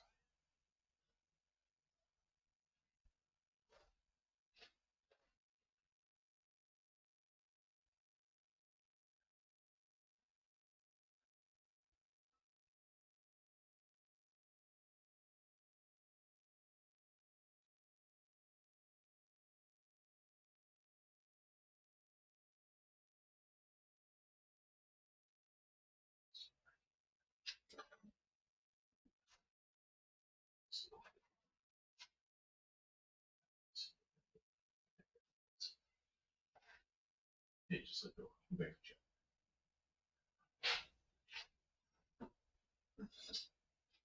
Well, I want this close. Yeah.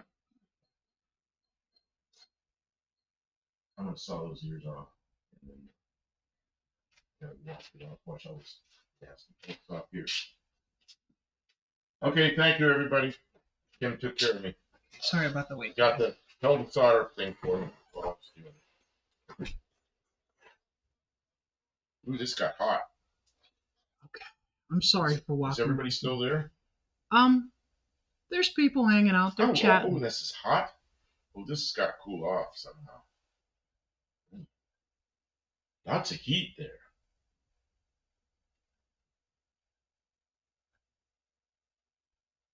Okay. Oh, it has a new transmission from John Cope also. What does? The 62 that Miss Wanna Cat was telling us about. John Cope transmission. Oh man. Hi Blue Grit Garage, welcome to the stream. Blue Grit. I was watching your videos this morning, or maybe it's late now. It was early this morning. Watching. I think I left some comments on you and Anna working on the '67 Mustang. Oh, he watched that video. I heard him watching it. I had already seen it. There was a part 1 and a part 2. I watched both of them. Oh, I don't know if I watched them both.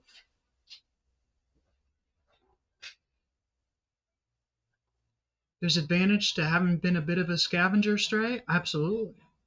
Scavenging is one of my middle name.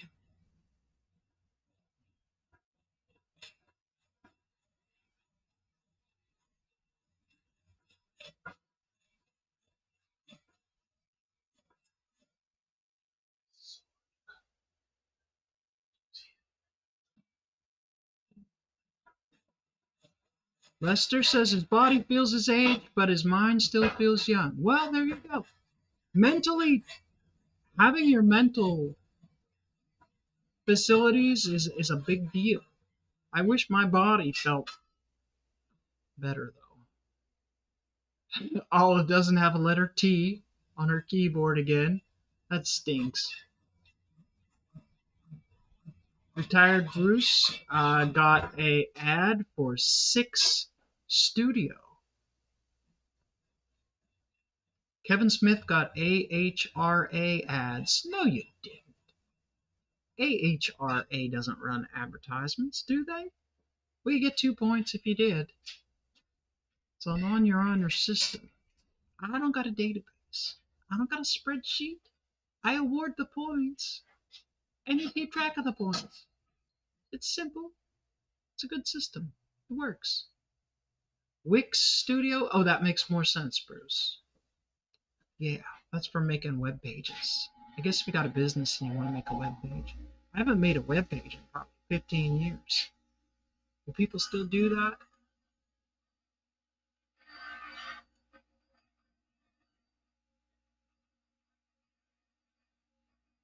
Yeah, the government's always looking for a way to tell people what to do. And by the government, I mean businesses, because that's who tells the government what to do. They're all a bunch of puppets. Yeah, that's right. I ask them what this Mexican spec understands. Ask them what the ads say. What did Dallas say about the AHRA?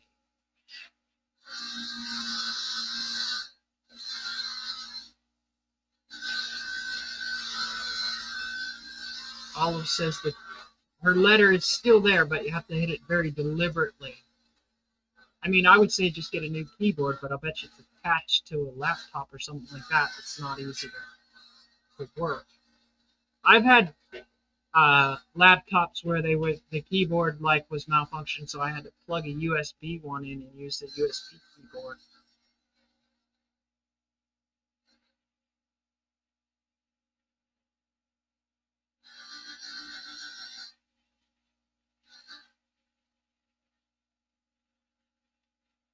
Dallas was talking about how many people got with the AHRA passed away that year from illness. It took a lot of people.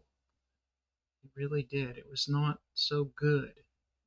But that doesn't just because it was real doesn't mean that people didn't try and use it as an excuse to do a lot of things. And in a lot of cases, we will never know the truth because, like, why would they tell us the truth? What's the point of that?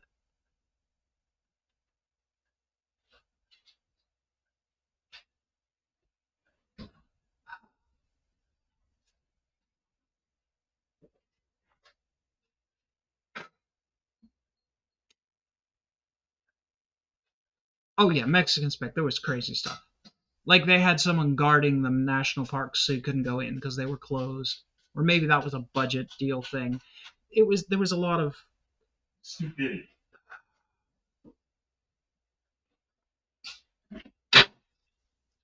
I don't I don't know.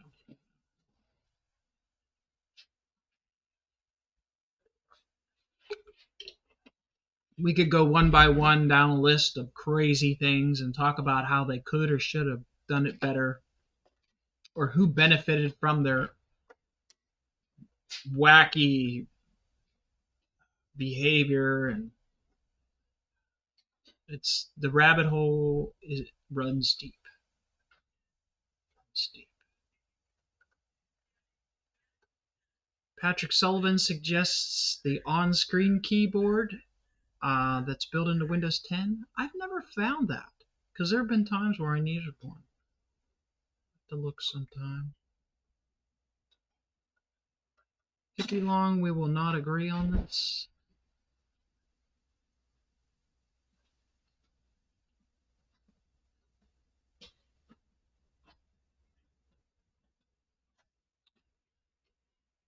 Well, It's all one piece now. there you go. See I that? don't actually think that you're disagreeing. You're just talking about it Something from a going on distant here. perspective. We're having a conversation about something that we aren't really a word that we're not even supposed to Yeah, say. okay. A lot of So, people got sick. yeah. And the specifics of what was the truth and what was not are they don't You like. want to know what the truth is? Don't listen to the news. Yeah, they are not going to tell you. You can And probably guess better than some what's of going to it be was on the news. intentional, and some of it was really poor decision making. Some of it was panic. Some of it was intentionally manipulative. The list goes on, and the rabbit hole continues deeper and deeper.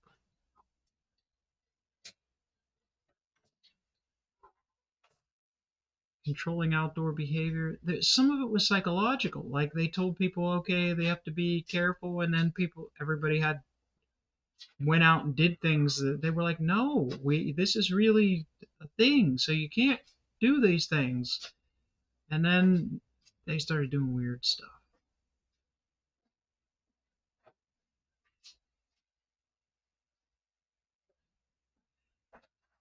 And they put like big restrictions on people in areas where there wasn't a problem yet.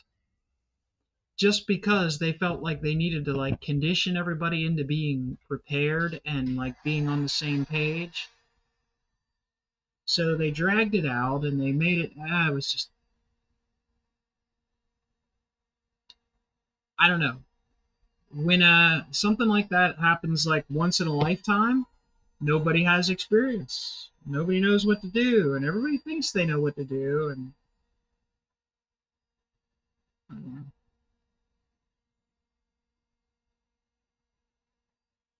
could have been worse. I know in New York City it's horrendous, and I think some of the reaction, like the knee-jerk response, was like they saw in this one particular. Okay, it's like how everybody in the nation has to conserve water because California has water limitations and problems with having enough water. It's like, yeah, but here in Tennessee, we have too much water all the time, except for like in late summer. But like our water reserves are not an issue.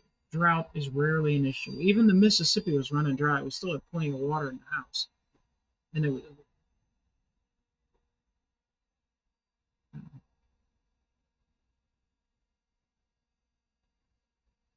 even after they knew they didn't change course, they weren't giving up that power. Oh, they loved having power and control. You know, the people who like power and control, that's the direction they go with their whole life is into places where they can dictate to people and they want to rule when actually government is supposed to be a service type thing, but they want to rule and control people.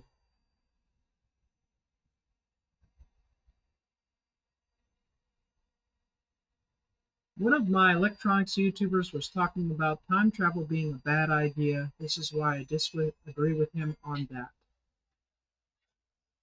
There's a reason why we shoot time travelers.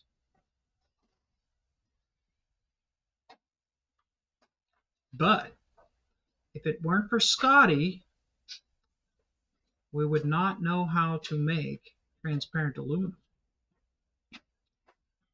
Grab that down low. There. It's warm, but it's just heat down warm. Looks pretty good. I know that it will be a. Better than that clampy thing?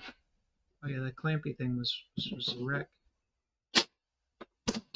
This will conduct the electricity as necessary. Hawaii has the most rain of any state. Who It is does? a rainforest. Hawaii. Oh, Hawaii. There's a rainforest in Hawaii. I want to know where Hawaii gets fresh water. Well, they get lots of rain because they're surrounded by water. Luckily, it doesn't rain salt water. When I was there, it rained almost every day. Depends on what side of the island you're on. Is the rain in some place on an island like that? Is it salty just from the sea mist, or does it fall down as pure fresh water? Yes. I'll be darned. But you do if you park near the ocean a lot, which is pretty hard not to do, you will have rust on your car from the whatever from the salt air. See this, Kim? I like this, and I cleaned this out, so that should be good. Good. So now I can. I don't know where the ground is. Where's the ground? Where's the earth? There it is. There it is. Okay, so this is kind of long. Okay. Which one? The ground? Yeah. Yeah, it always has been. Wow. It's the grounds. Well, I unstranded it so we could get out of the way while I was painting, but holy crap! I don't listen to the drought. The electricity has to travel too far. The drought alarmists here in California. Water and power, right? It's control. It's money, right? If they can control the water and they can control the power, the electricity, the flow of power, they've got you, right? And then they even want to control the air, right? With all this. But if they don't control the air, there's a few people who ruin it for everybody by just polluting it so bad. Oh man, we are really getting down the conspiracy. Okay, Kim, I don't know how this was. Good night, Wendy. Wendy's taking off? All right, I think. Good night. Thanks for stopping in. Good luck with the engine. It's great to hear that it's moving forward.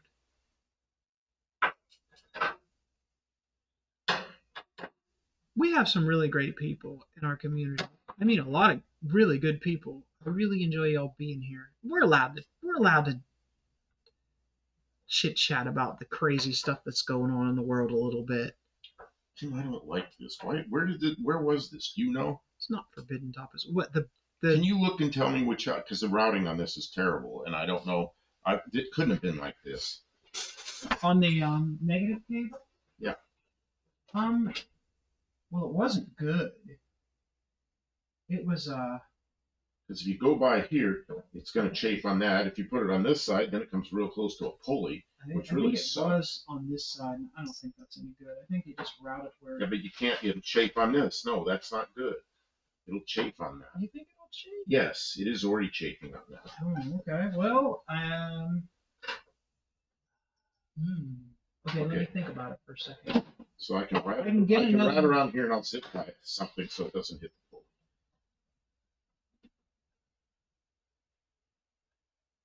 Well, I thought you might know how it went. It might have gone some good way, but obviously. Well, it didn't go any way good because the battery wasn't even mounted down. It was just flopping around there. What I'll do right now, it's not going to touch the pulley, and if I zip tie it to a couple things, it'll be fine. Okay, we're good. Okay, thanks for the help. You're welcome.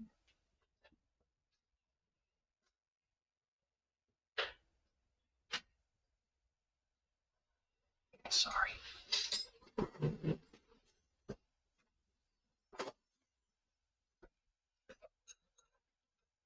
Yeah, we were really talking about all the stuff. The stuff that goes on. It's pretty crazy.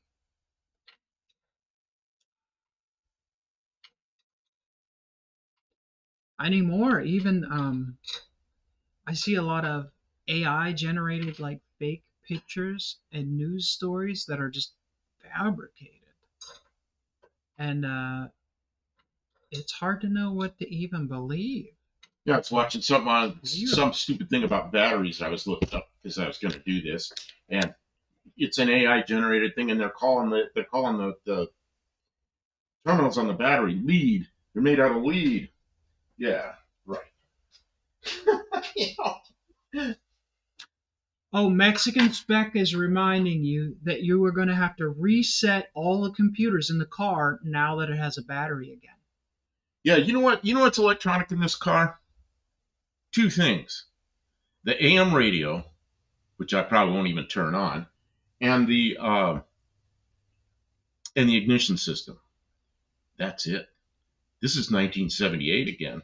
Electronic ignition. It's 1978 again. It's Duraspark, right? I think so. Yeah, it's Duraspark. It might end up someday being Durapoints, but we haven't gotten to that point yet. Well, I should probably at least have an extra module with me to do any issues. Did you check the the blinker fluid? Blinker fluid? The blinker fluid, yes. Oh, you do have blinker fluid. We have to replace the blinker fluid. We have to flush the whole blinker system. You didn't even bring that out. That's still on your bed, isn't it? I don't even know what you're talking. The new blinker. Oh, it is here. Oh, I want to put that in. It is. An LED blinker? It got buried somewhere. It was on your bed. Did you No, bring it out I brought tonight? it last night. I brought it up here. Oh, it's in the box. It's on the front seat of the car. No, I brought it up here with the. Remember those rubber things that Did Dean fall asleep? Maybe he might have. Kevin Smith, you get 2 points for your HubSpot advertisements. I don't know whatever that is, but now we know it's a thing, and they paid YouTube. They paid for 15 minutes of us being able to stream. They bought those kilobits per second for you and for me. That's awfully nice of them. That's why we recognize our advertisers, because they're paying the bills. Here's a tool the young people don't like, but I like them. So I can just go like this. Spin the thing. Olive said, yeah, there's no memory in that besides what was hardwired. Right, Olive. He was making a joke. This is all analog. It has no, well, not analog. It's digital, but it doesn't have any computer memory. So what is it? There's no computer learning or anything like that. It's like it's fixed. It's fixed.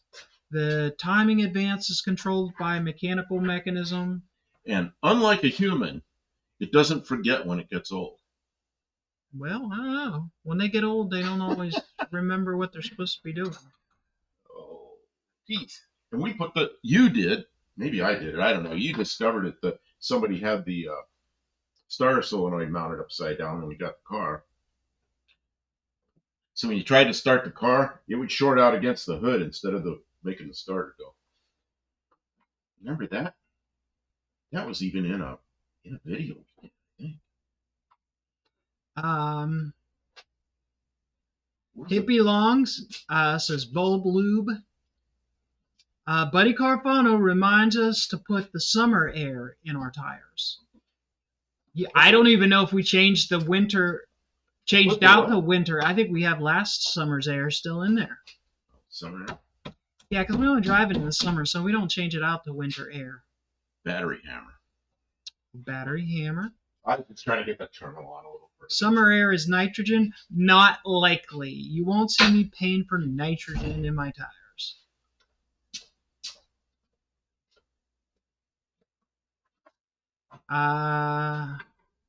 Marine use?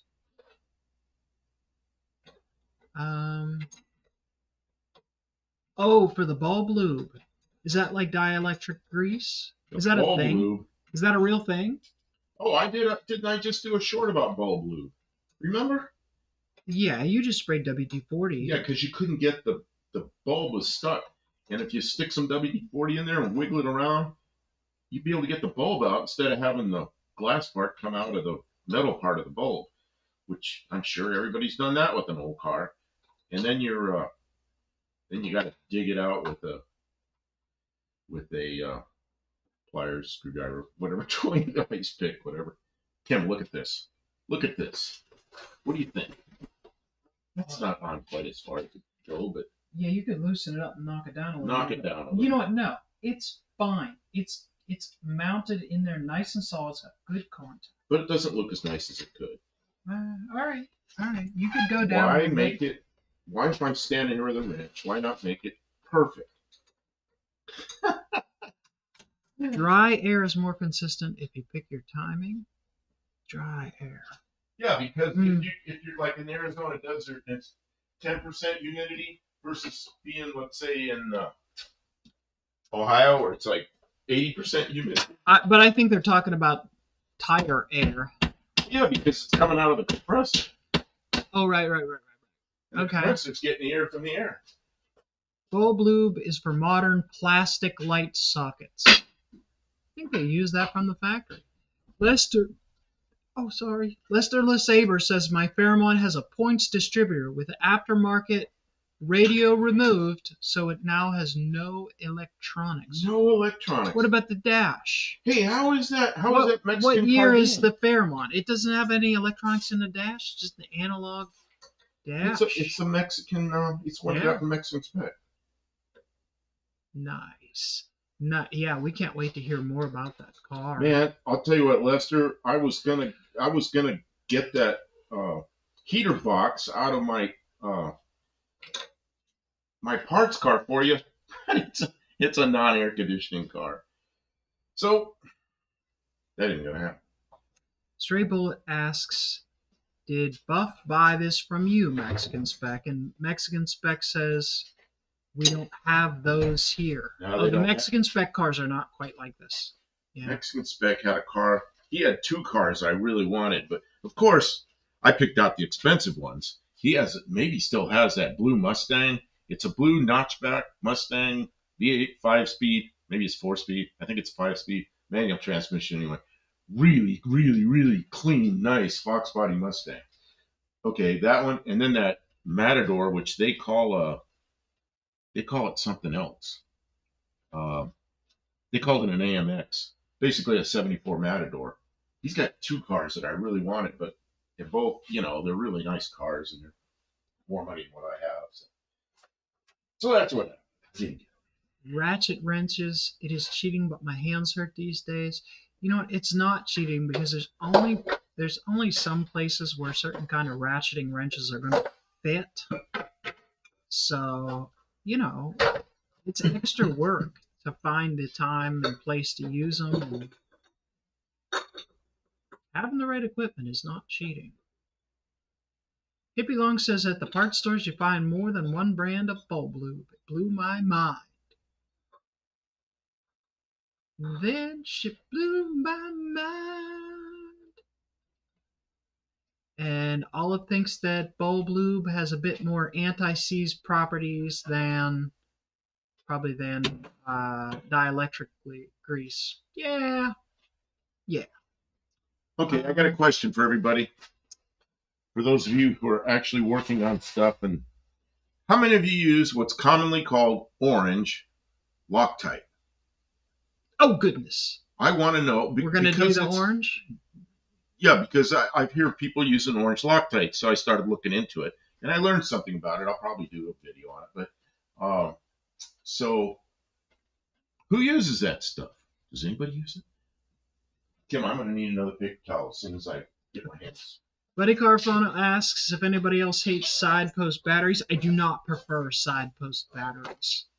I don't know if I hate them, but I You don't know, prefer. my Corvette had They a can be okay, but I don't really see the point. my Corvette had a side post battery in it. What I do like about side post batteries is uh, is they don't seem to get all nasty looking. What I don't like about them is when you hook jumper cables to them, it's like good luck, you know. So you really need another point to connect jumper cables other than right at the battery. So that's annoying, really annoying. And I always used to carry a little 5/16 combination wrench in my center console. And anytime I parked that car, I knew I was going to be a while, and I just undo the negative battery post or negative battery cable and just set it aside. And it was really easy. So I didn't mind hooking it up, but if I needed a jumper something, it was pretty miserable. Hey, Mike, I hadn't seen you in earlier. Welcome in. Who's here? Who's Mike? Mike N. Mike N. Yeah, I haven't seen Mike N tonight. He's here. Oh, he's looking at the bulb blue. Let's see, I don't seem to use orange Loctite. Well, one of the reasons is because there is no such thing. It's the orange is a Permatex product that's covered by a different Loctite that's blue. And there's a couple of different blue Loctites. So what you have to look for is Loctite blue type O. And Permatex was smart, really good marketing. They came out with orange, and it is stronger than blue, but it's not as strong as red. It's removable. I need to take a quick break. It's removable, high strength. Oh, you're knocking everything over. You're standing on stuff. So my fault, isn't it? Well, I mean, it didn't fall till you walked on it. You got to take a break. So anyway, what I'm gonna do is I'm gonna buy some orange, and I'm gonna do some tests, and then I'll do a video on it. Kevin Smith, what's a fella got to do to get a wrench around here? And moderator on most of the live streams. Kevin Smith wants to be a wrench. You can apply for the job, I guess. You'll get the same pay that Mexican Spec gets. Kevin Smith, I'll consider it. I know there's some channels where everybody's a wrench. I'm not gonna do that. We have 3 right now. We have Mexican Spec, we have Kitsy Fluff, and Kitsy Fluff's very rarely here. And who is it up north? Can't pull names out of my head. He's in Idaho. And then, oh no, we have 4. And then JB's Little Shop. But he hadn't been in here in ages, so I don't know. I mean, he had a rough year. Although he's doing videos.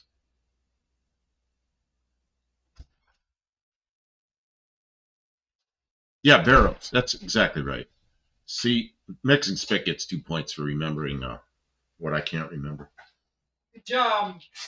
Oh, and Ari. I forgot about Ari. Yeah, here's the deal. My wrenches are barely here. Yeah, some Filipino channels do that. Well, Ari's one, his channel, like, not everybody was a wrench, but pretty close. So Kevin Smith, I'll consider that. Okay, Kim, Yeah. I want you to YouTube. be over here. He was born. What is this? Mike N. He was born 6666, so he has what? My granddaughter was born on 6606. So you know what people said, but I said no, it's not 666. It's 6606. Uh, Oh, it's D-Day. your Nothing bad. oil plug's dripping. What oil plug's dripping? Oh, I noticed that there was a little bit of oil under the car, and we need to change the oil on this. So I figured we'd get it at that point. Okay. When's the last time we changed oil? We never have changed the oil. Never. No, we picked it up in Texas. It had clean oil in it, and the guy. Oh, it had clean oil. The guy had changed the oil, so I didn't see any sense in changing it. But I think we probably should by now. Yeah. My son was 6612. I use gasket maker for threads, or it's not. Mexican Spec says it's commercials. 060606. I guess it could. What do you want? You said you need. I want to You do a record something? crankeration here. I'm not gonna start it.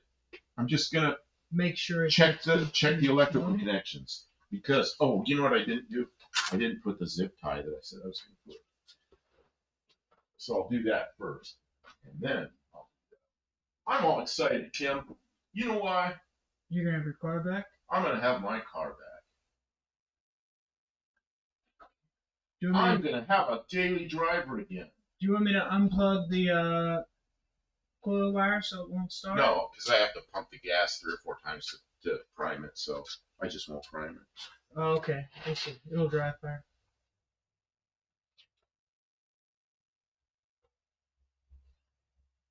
I just want to make sure this doesn't end up in the belt. End up in the in a pulley. Yep. I'm sorry, guys. We were ignoring. Oh, they were starting it makes it final. Well, actually, yes. It's a there's yeah. It's a crank test. So let's see. Kevin Smith got an advertisement for Global Industrial. Get 2 points.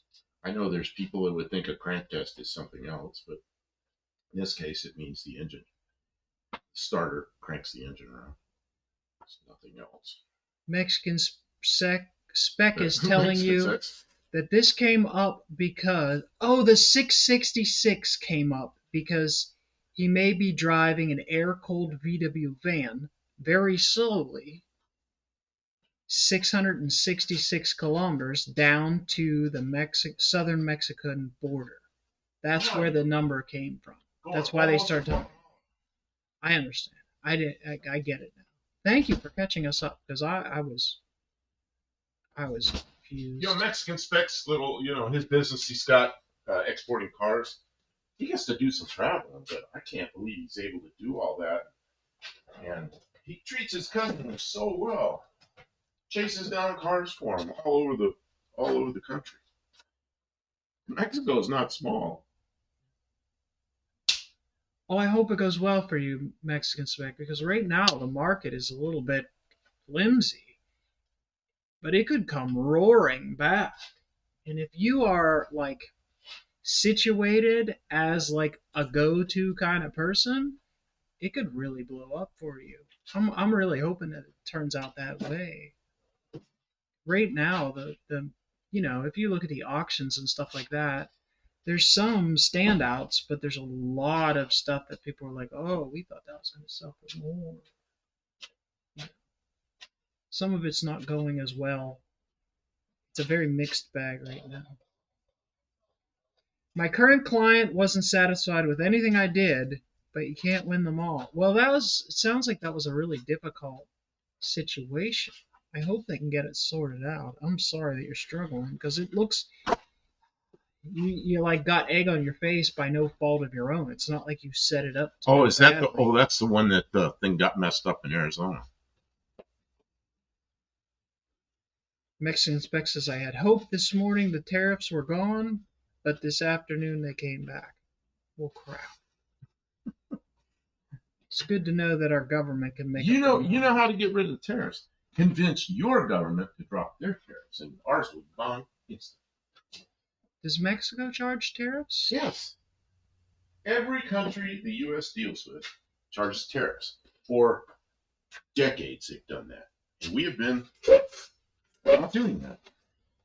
Kim, look at this. The battery's in there straight. The cables are routed pretty nicely. It is solid. Yeah, it needed that. When I get this thing teched, they're not going to snag me on the battery. No, they won't even look at it. Yeah, what's his name? What's his name? Zeke. Zeke. Zeke's eyes will just go right past that, especially by safety wire. Then he'll notice it. Okay, I'm going to crank this. Are you ready? Kevin says I have had to log into YouTube on Roku for 2 weeks. Anyone know why that is happening? I don't know anything about Roku and YouTube having login problems. Well, the heater fan came on. Okay.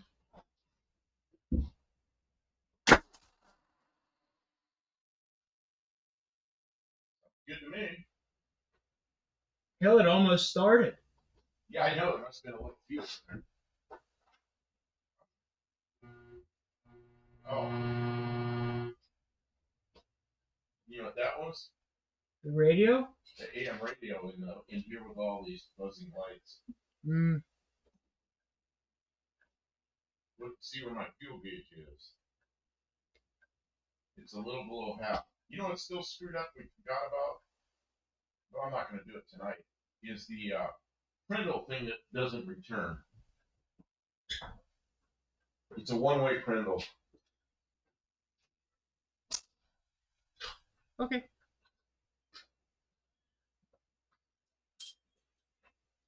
Okay, Kim, is there anything else I need to do under the hood?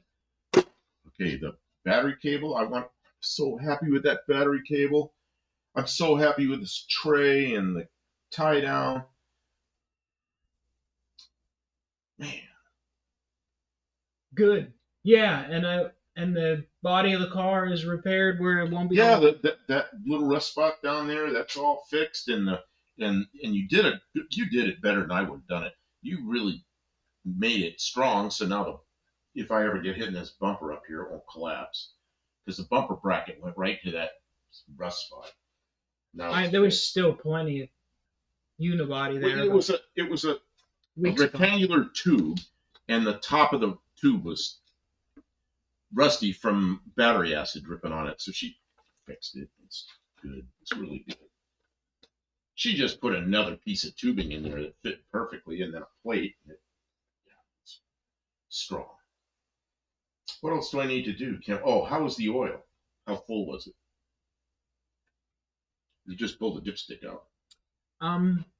It probably needs a half quart of oil to be Half at the quart. right place. Half quart, no. But I would say we I'll just buy drain it out and get oil. I got oil. If you want to do it, what kind of oil do you have? Well, I don't know. I've got a couple different things. I don't even know what they recommend in this thing. Wow. It should be pretty simple. I know it was a multi viscosity oil, but I don't know what they recommend. Just see if it says on the dipstick what it wants. Sometimes they say. It actually says on the dipstick. What's it say on this? It says, caution, do not overfill. Oh, that's the coolant. Here's 10W40. Ooh, that's kind of, I don't know, it's got a lot of miles on it. I would bet it was 10W30, but I have my new owner's manual down in it's in my bedroom.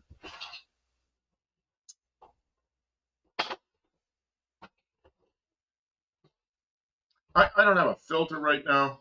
and it's got a stupid filter I don't want. It's got one of those orange filters. That's going. Okay. Okay. So I need to buy a filter and some filter. oil. Yeah. Okay. I just may buy AMS oil. Yeah. I probably won't. It'll time out before it miles out. Here's Castrol GTX high mileage 10W30 synthetic blend. How much is there? A whole 5 quarts or something. Oh, I bet that'd be perfect. Who wants to look up what this car's supposed to have? Somebody will look it up for us. Okay. If Dean Steven was here, he'd know off the top of his head. Really? Are you smart about it? Oh yeah, for engines over 75,000 miles, synthetic blend. I've never run this before, but I've run the red bottle Valvoline that's for the 75,000 mile cars. Wow. Turn it around so people can see it. They still can't see it. We have a full one of these. I think I got that on discount from Walmart at some point. It's good stuff. I have some in my car for me, so that'll be fine for you. I've used Castrol exclusively since 1981, bikes and cars. Yeah, I mean this is probably good stuff. But I just want to know if it's. I think 10W30 is probably what it's supposed to have. Is it a flat tappet engine? I guess it would be. No. No. Oh yeah, it is. It's hydraulic flat tappets. Yes. Flat tappet. Where's the ZDDP? Does it have ZDDP? Well, I think they all do. It's just they don't have as much as they used to. And it says it's for older cars. I mean, see, that's the other thing. I can go to AMSOIL and I can get AMSOIL that is made for older cars that has the proper zinc, ZDDP in it. Can you grab me another paper towel, please? I managed to do this without getting the paper towel first. Lester LeSabre says he's got to check his form Fairmont Oh, look at for that. battery tray corrosion. Now, the battery tray is made of some kind of composite material. So the tray will not be corroded, but the stuff drains down through the tray and into the frame rail. That's what happened here. So you could have the same kind of issue if you had any battery leakage. And you know what we painted it with? My Mazda was kind of a dark gray metallic color, really dark gray metallic color. And I had paint for it because I was going to do paint repair on it. But then the car got wrecked. So I had a new can of that. So we painted the battery tray with Mazda very dark gray metallic. And we painted all the stuff that repair and everything. I had it all masked off with tiles. This is the replacement for the Mazda, and it's got Mazda paint on it. Hey, all right. And I painted up underneath a little bit, so all the patch stuff, all the welds and stuff like that are coated with some paint. Okay, so what is today? Thursday. So Monday, is it still Thursday? What time is it? Mexican Spec mentioned that if you take the stripes off, the paint around the stripe will be faded, so you'll always see where the stripe was. That's right. When I get to the point where I'm taking stripes off, it'll probably be with sandpaper, and I'll paint the car, but I'm not going to do that. He's not going to take the stripes off until it's time to after No Name Nationals, yeah. And that same time, I'm going to have to pull that vinyl roof off, because the vinyl roof is all like crackety all over it. So it still looks okay, but it's definitely a 10-footer, maybe a 20-footer, because you start getting close, you see all little tiny cracks in the vinyl. No bubbles under it, because it came from hot, dry Texas. I should probably pull that off pretty soon. We'll wait till after No Name Nationals, and then we'll paint the car. Mm-hmm. I don't know what color I'm going to do it yet. I'm thinking, I'll just tell everybody what I'm thinking and see what they say. I'm thinking about using white, like Ford Wimbledon white, or one of the whites like that.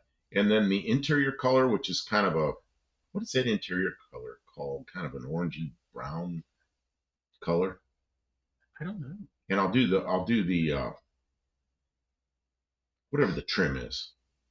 I'll use that color, so it'll match the interior. I'd like to do the car light blue, because I always had light blue and white cars when I was young, but man, that's not going to go with the interior. That'll look like crap.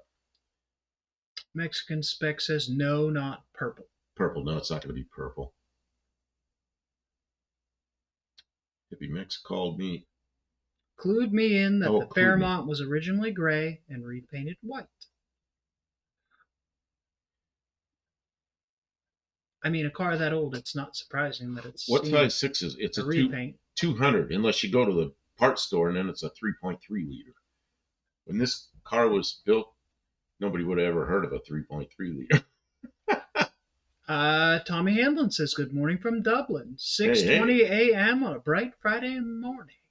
Well, that's cool. And it is Glad to Friday hear. morning here now. It's not Friday morning on Mexican Spec is and the people in California, but it's Friday morning here now. Kim, Kim, I have A running car again. a, a daily driver again. Yeah. And my headlights all work. My taillights all work. That's My excellent. side marker works. Lights all Those work. are important things to have. Yeah. Man, painted black. No, no, no. Did you find the flasher? You want me to try and install the flasher? I believe it's in a box. You have to open the door on this side, which is easy for you. There's What a do we have to do? Add a ground to make yes, that work? yeah. There's a ground wire. So let's not do it now. We can do Okay. that anytime. All right. Mike N says, I don't. Oh, it's a song. I don't know. And I want to paint it black. Now you know what this is. This is Oh, Hippie Long's birthday's tomorrow.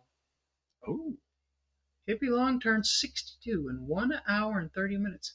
Mexican Spec Happy says, check the lights pre-birthday. and the turn signals. Okay, there were bulbs out in the back. I replaced those bulbs in there's 3 of them on each side.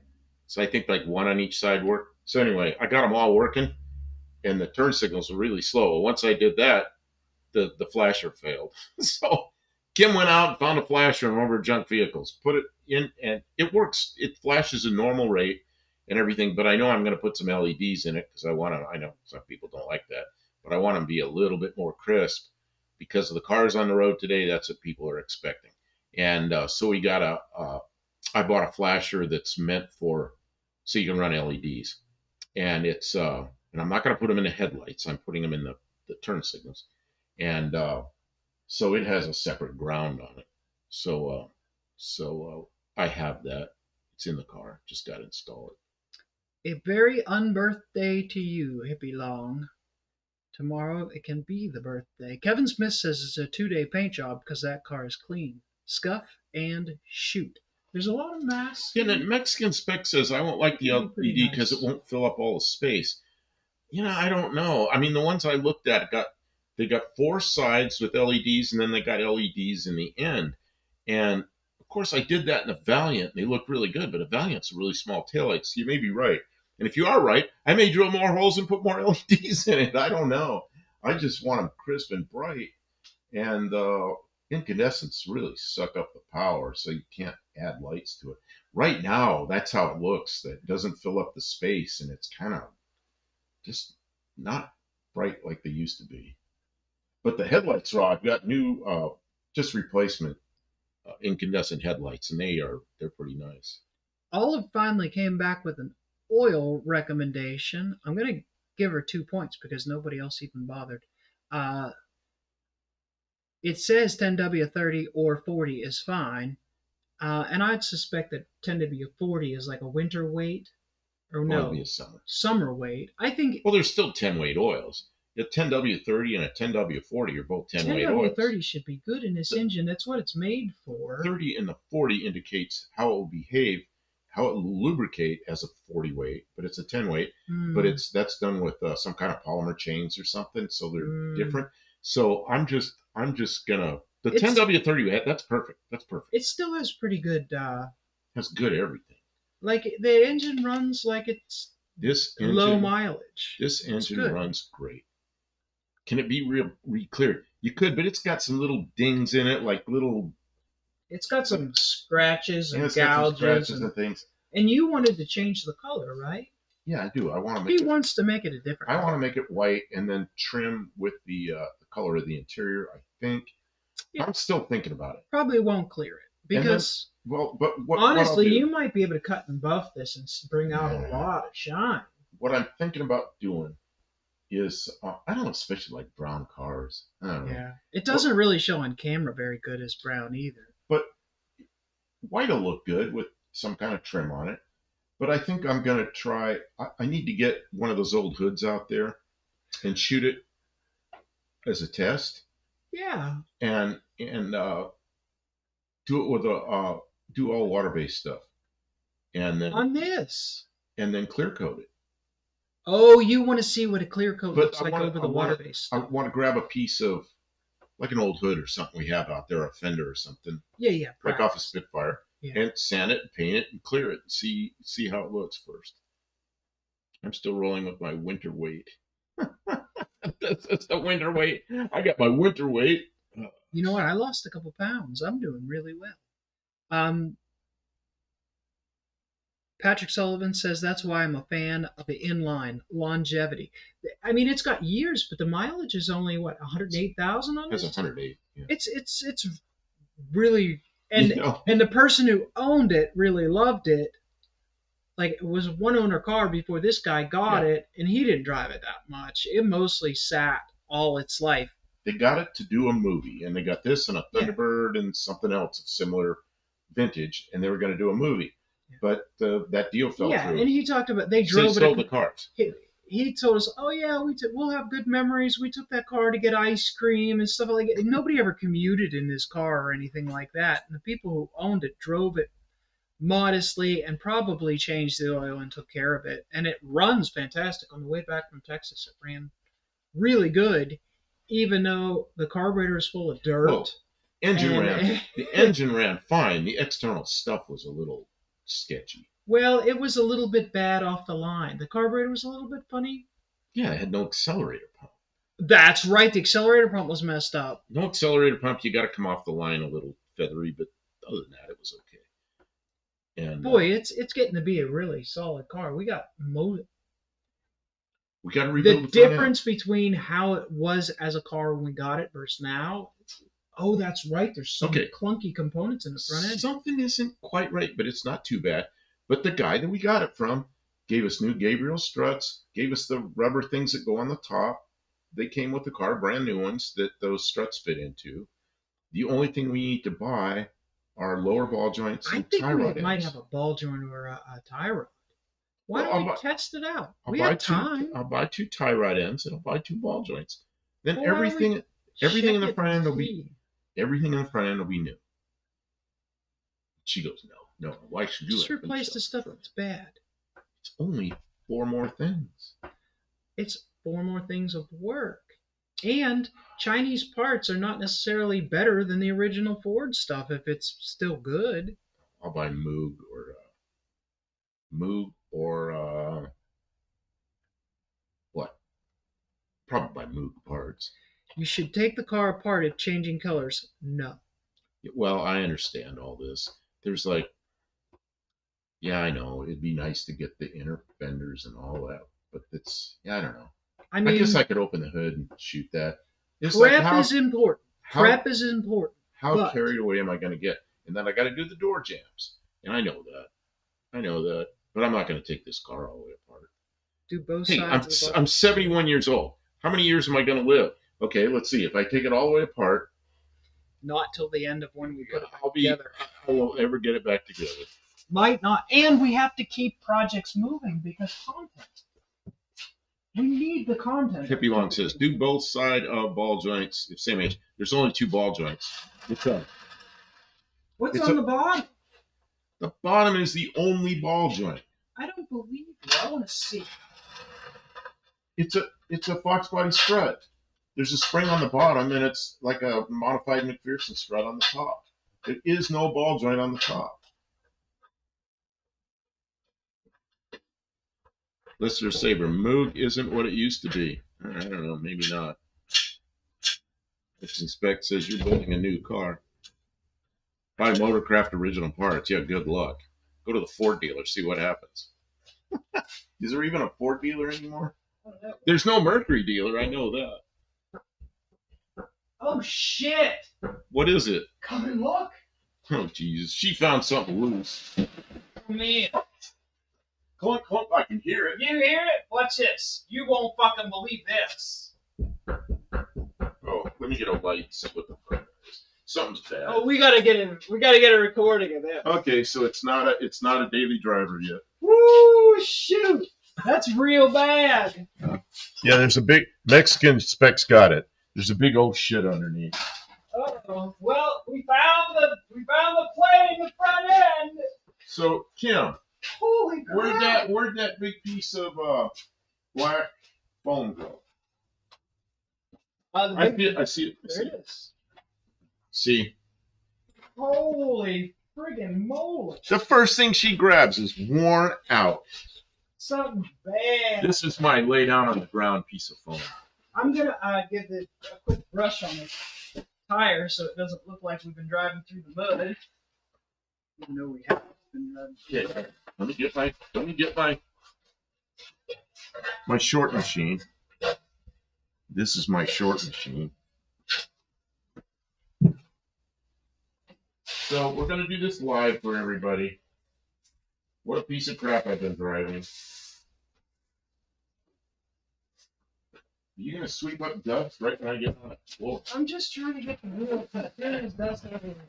So we can look.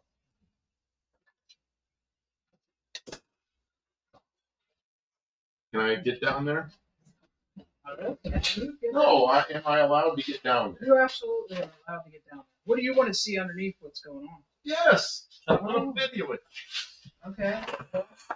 Oh, well, I can't. I'm gonna have to move. Oh, where is? Oh, it's the rack. Is that the rack? It's the rack. It needs a rack and pinion. Is there an inner tie or? Yeah, well, wherever it connects in there, it's ruined. And that's not a replaceable part. It's the whole thing. Yeah, it needs a rack. Ooh, I didn't know that. Okay, so what we're gonna do is somehow I need this flashlight to. Well, here, this is a light. Yeah, I know, but that's in the way. Just put the light where it is. Put the light where you had it. It's perfect. Yeah, and then okay, we're gonna do a short. So stand by. I'm gonna do my thing, okay? But I'm a little shaky. I don't want to be shaky on the short, so I got to ground my hand somewhere. Del Campo here. Kim found some loosenesses in the front end of mine. This is underneath the Zephyr Z7, the car I'm calling the Z sled. So you're going to move that tire. She found some kind of looseness. Let's see what it is. Ooh, ooh, ooh. It's inside the rack. It's inside the rack and pinion. That ain't good. That's not good. Oh, the other car. Parts car. Parts car. Okay, well, we know what it is. Whoops. Okay. Will it be the same? I don't know if the listing is the same for a V8. See, the cross member is different, but I think that part of the cross member is the same. So the part of that's different is where the motor mounts and everything are, I think. So we'll have to, pull the bad thing is once we pull the rack off that car out there, we can put the bad rack on. We'll put the bad one on. And then we can still steer the car around. Oh man! All right, guys. Sorry for the disruption. I'm hitting the ear. Something. Well, that ain't good. What a kick in the So much for my daily driver. Well, we know what it is. You out in the car. Yeah, and then it breaks, and the two different wheels go in different directions. Put all new ball joints in it. Here, it's the rack. Well, it needs all it. I'm still gonna do it. What is this? Josh. At least on American cars. What is this, Josh? I thought rack and pinion steering came later. No. Fox. All the Fox body cars had rack and pinions, and that was started. I can't believe I picked it up and instantly knew what what was wrong. That was convenient. Fox body started in the 1978 year model, which is what this is. I can't believe it drove as well as it did, messed up like that. Well, it was. I knew there was something that wasn't quite right. Like it moves a lot. Get the engine hoist, Buff. Need to lift it. Get the engine hoist. Buff needed lifting. I need to pick you up with the engine hoist. Pick me up with the engine hoist? Man, now I got to go out there and crawl underneath that car and take this. Can somebody... You don't have to crawl under the car. There's no engine in it. You just open the hood and stand there and take it out. Oh, okay. Disconnect the power steering This one we hoses. have to. There's Okay. no engine in it. There's no power steering lines. There's got to be steering Well, lines. Did well, they they? might be dangling there, but they're not Okay. connected to anything. Okay. So, Sometimes people leave the pump oh, attached to it the could rack. be. I mean, that should be a big Can deal. somebody check the listings for parts and see if it's the same part number for this as for the parts car? Yeah, the six-cylinder Would and a V8. The parts car's a V8, a 302, a 1980 302, and this is a 1978 200 cubic inch six. Somebody will do it. would somebody please do that? If you want to do it, let us know, and this way we don't have duplicated. It needs one of everything, buddy. No, it really doesn't. It's Tommy Hamlin, duct tape and WD-40 can fix anything. it. There's a lot of car here. And Mexican Spec says in Windex. Boy, that that that parts car may have just paid itself off. I told you that parts car was a really good thing to get. I'm glad we didn't pay $695 for a window because we got a parts car with the wheels I want, the window I needed. What were the other things? There's a lot of good parts on that car. We'll, Of we'll course, get our now money. the rack and pinion. I was looking the floors in that car, not that good. No, that car was Car's a little rough. in Arkansas where it's a bit wet. It was a wet place. What else is? Oh, the 8.8 rear end is under that car. Yeah, but we Um, didn't know that when we. we didn't know it until no, but I'm glad we got it. It was here comes the ads. Dean Stevenson just came in. Dean Stevenson, nice to see you still on. Time for salt on the roads. No. Uh, If the other inner is shot, maybe cheaper to go with a remanufactured rack.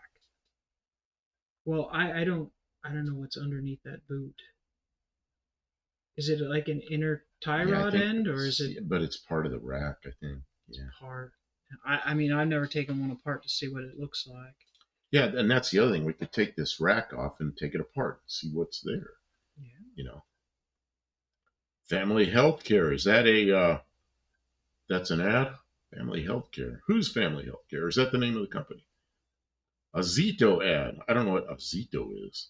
Hi, Dean. Ozito. Ozito. Azito. Uzito. Well, you get 2 points for telling us about the advertiser. And we appreciate all these kilobits per second that our advertisers pay for. It's pretty cool of them to do that. It lets us be there. O'Reilly's. O'Reilly's. We do shop at O'Reilly's. I like the O'Reilly's here in town. We have a good O'Reilly's because there's at least one person in there that's a knowledgeable parts person that's probably been doing this for many years. And a lot of times those stores you don't find it's hard to find knowledgeable parts people. But that O'Reilly's here is pretty good. Dean Stevenson says he's got a McDonald's ad. Oh, God, I'm hungry. That sounds good. Yeah. I can't eat McDonald's.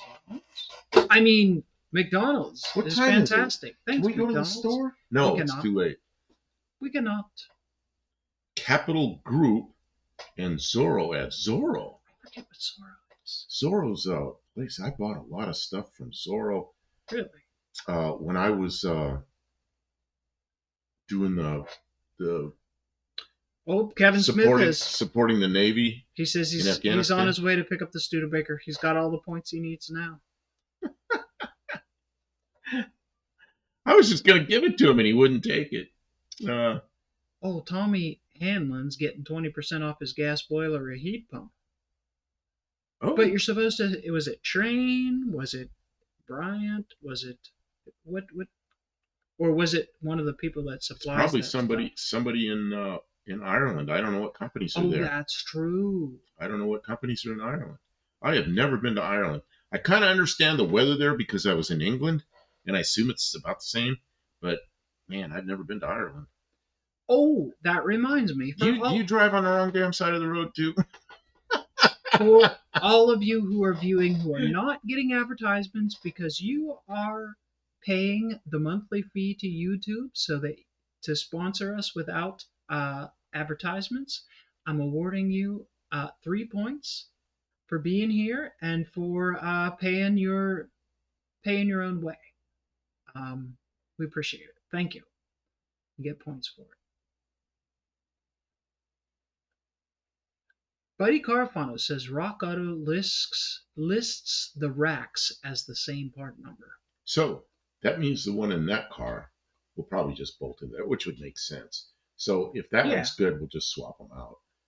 And if that one's not good, we'll take this one apart and see what it takes to fix it. Thank you, Buddy Carfano, for checking out the listings on Rock Auto to help us figure things out. Does he get points for that? I'm awarding you 5 points because nobody else wanted to do it. 5 points in a Studebaker flash. Woohoo! And he, because that saved us from digging through that while I'm. Yeah, we could read and hang out instead of working. Hey, buddy, can you set eyes on any IE rods?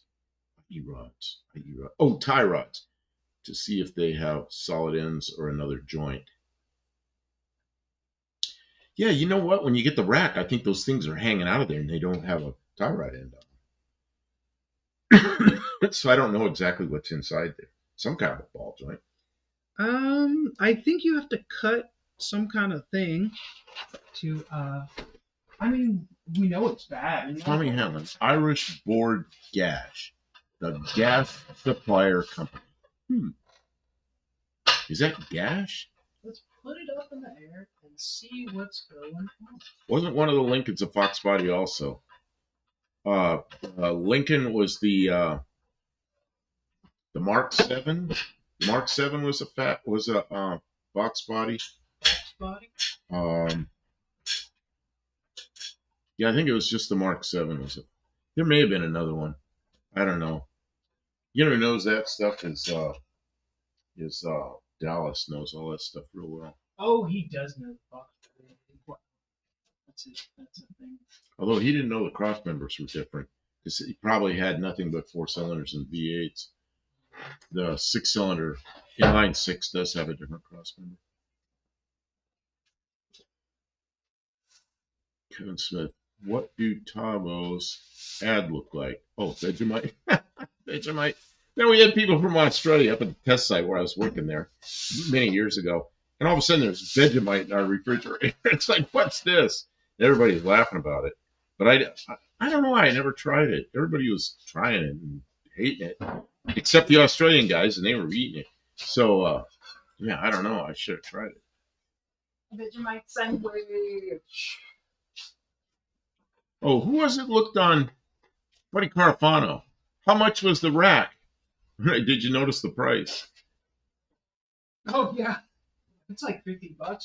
Yeah, they're not. I looked it up once before. It seems to me they were like a couple of hundred, but I don't remember. Whatever it wasn't too bad.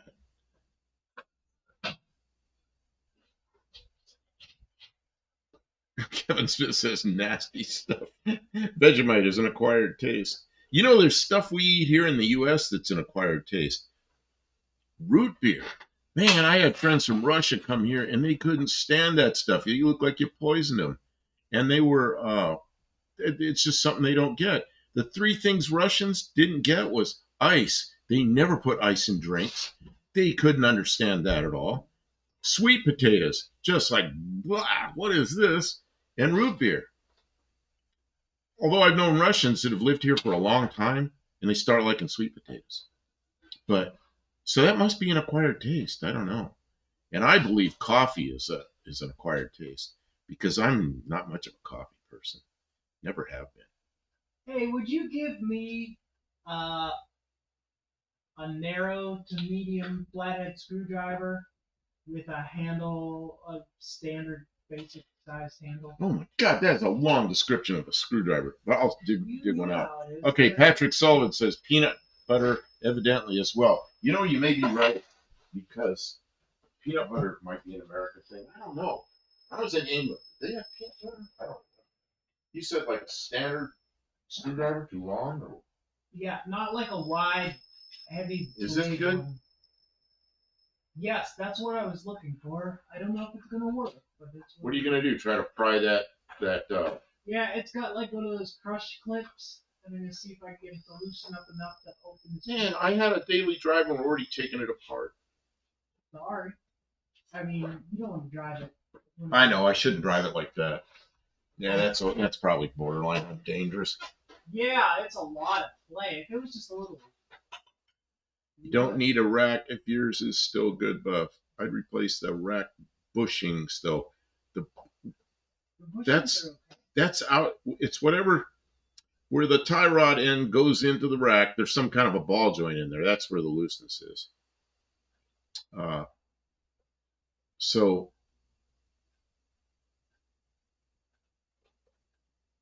root beer was strange to Japanese folks too. Yeah, it probably was. Kevin Smith says peanut butter and banana sandwich. Can you give me a pair of pliers? Regular pliers, like the vacuum grip ones. Okay, just a second.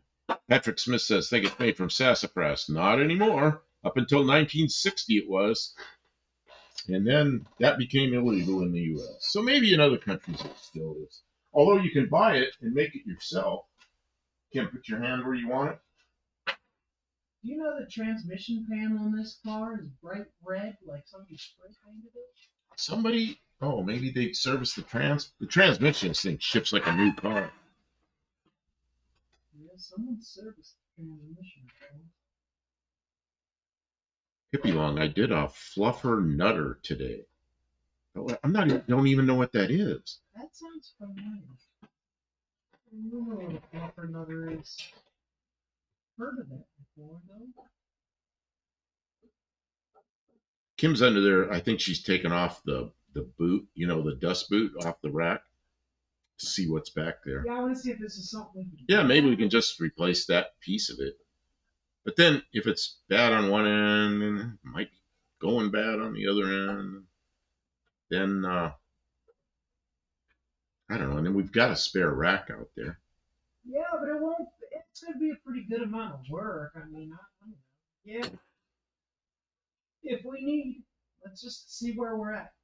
It doesn't cost anything to see where we're at. Is a cookie or an employee on a porn film? Oh.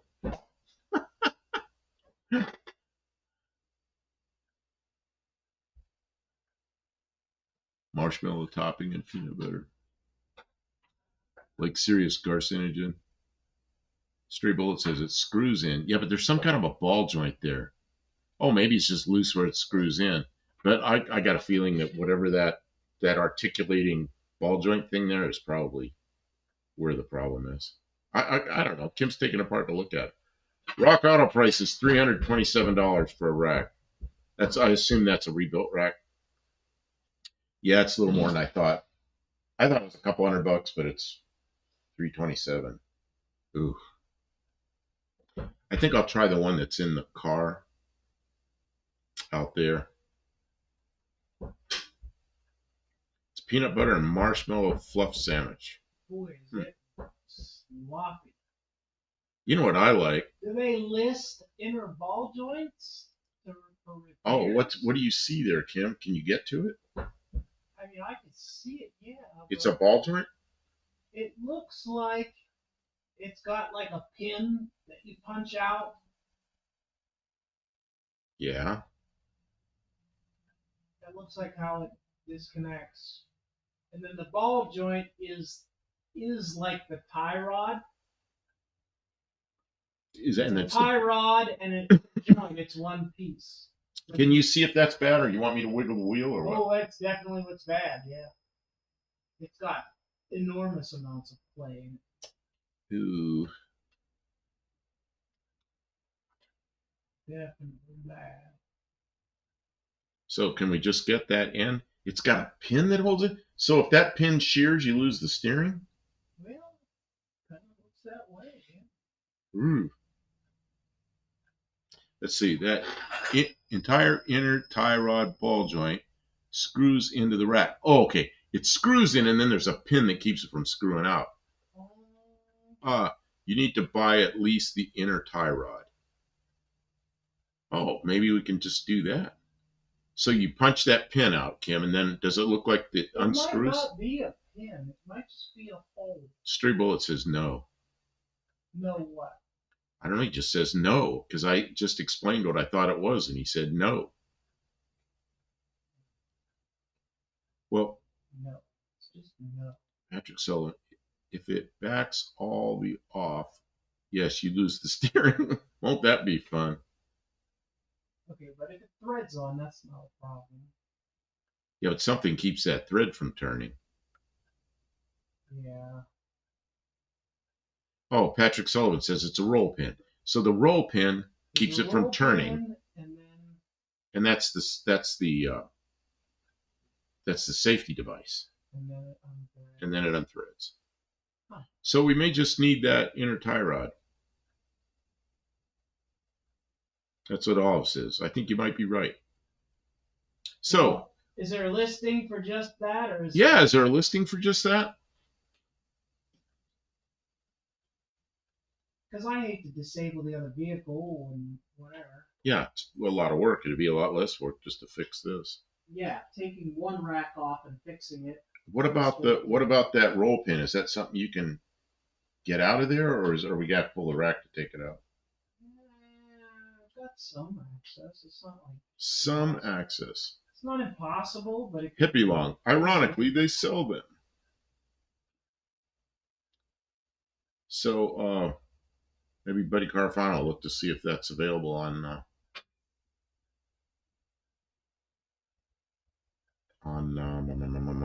Rock Auto. Oh, that's probably the same thing as a Mustang, so they'll probably be available. Buddy Carfano sent you an email, $36 for a pair of inner tie rod ends. Well, that's good. That's both sides. Kevin Smith, does it have collapsed steering rod? Collapsed steering rod. You mean the one that goes up the steering wheel? Oh God, by 78, yeah, everything did.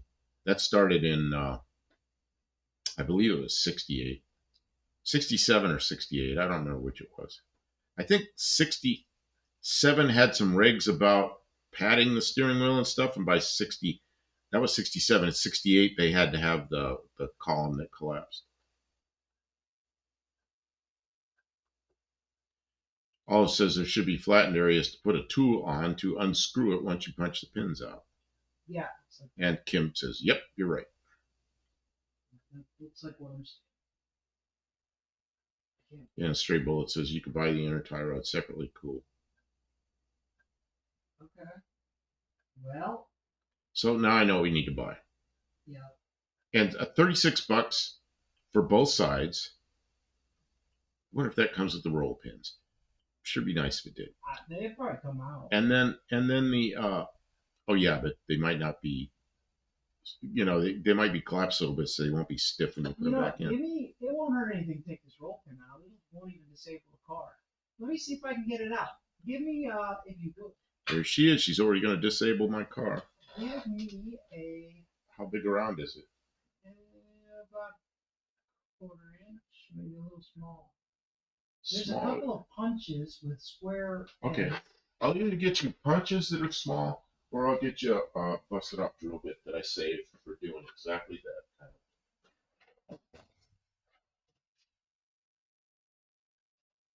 It's this. You know what else? Where's your hand? Bring me your hand. See, is that too big? I'll let you know, bigger or smaller. That looks like that may be exactly the size. Okay, do you need a hammer? Yeah. I'm gonna see how hard it is to get this to move. Like I don't know if I'm gonna need to press it out or it'll just tap out. Here.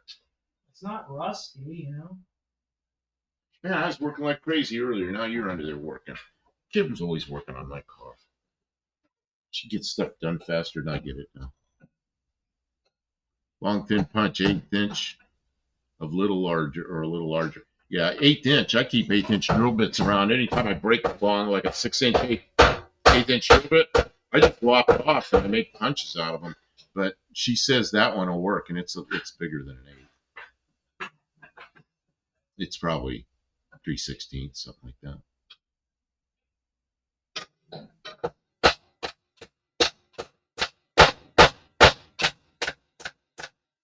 stray bullet. Now you guys know how I got over 1,000 points. That's pretty good. How did you get 1,000 points? By helping us. Mexican Spec, I'm going to be posting a 1984 Monte Carlo 350 4-speed manual, white with blue interior. Yeah, I left a comment today on Mexican Specs about the bumpers, and I thought, man, that's not going to help you sell the car. So then I went and left another comment, which is a good thing about the car, which is that it came with a manual transmission.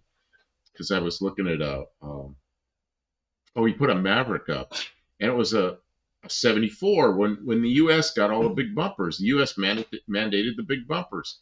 So I just never thought that they'd have them in Mexico, and apparently they did. They just made them the same. What's this? You have no real control with vice grips? Man, I've told the story before, but when I was in California, I was back in the 70s, the police had a high-speed chase. It went on and on and on, like one block at a time through town, turn, turn, turn, turn. There's a Chevelle full of teenagers, you know. These stupid kids went up this hill where there's a construction site on the top of the hill, and it's the only road up. And the police chased them up the top and then blocked the road and stuck them. So they get these kids out of the car and arrested them. And you know what? That Chevelle had a pair of vice grips. They had no steering wheel on it. It had a pair of vice grips on the steering column. And this chase went on like for an hour, and the police were having a hard time keeping up with him. They he's steering it with a pair of vice grips. That's downright dumb. Buddy Carafano says he must have 1 million points. You have the keys to the car? I do. Are your hands clean? Well, then you don't get my keys. She's not going to handle my keys with greasy hands. Will you help me out a little bit? Yeah, what do you want me to do? I need to turn the steering wheel this direction a little bit. Okay. Everybody's going to have to talk amongst themselves because I'm walking away for a minute to help.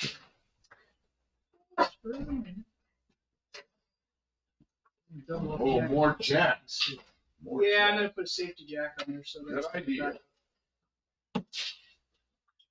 And while you're in there, maybe pop the hood. Just for visual. Thanks for being here, everybody. It makes it fun. He really looks forward to streaming from the shop. When I tell him it's a good night, I need to bolt that.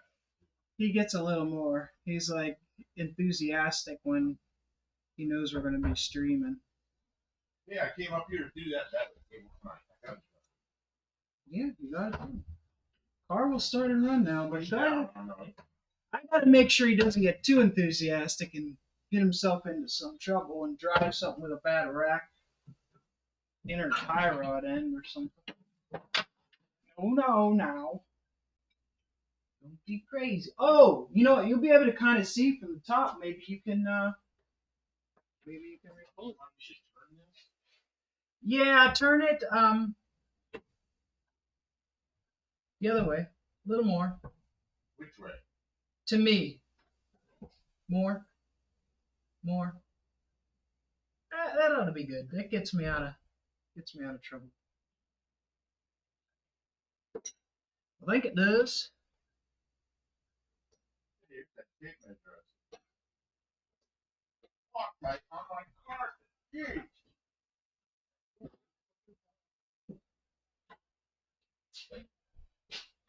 Whoa. Things are going bad. Not holding my breath. Maybe I'll move to Tennessee. Uh-oh.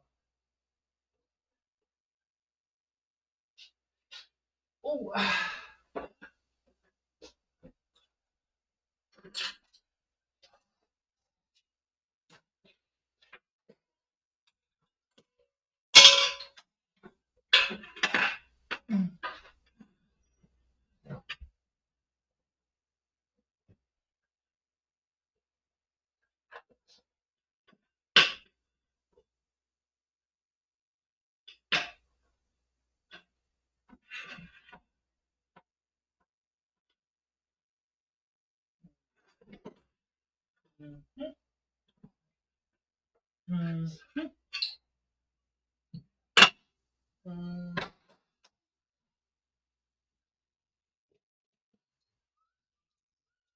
What you doing in a car? Cleaning it out.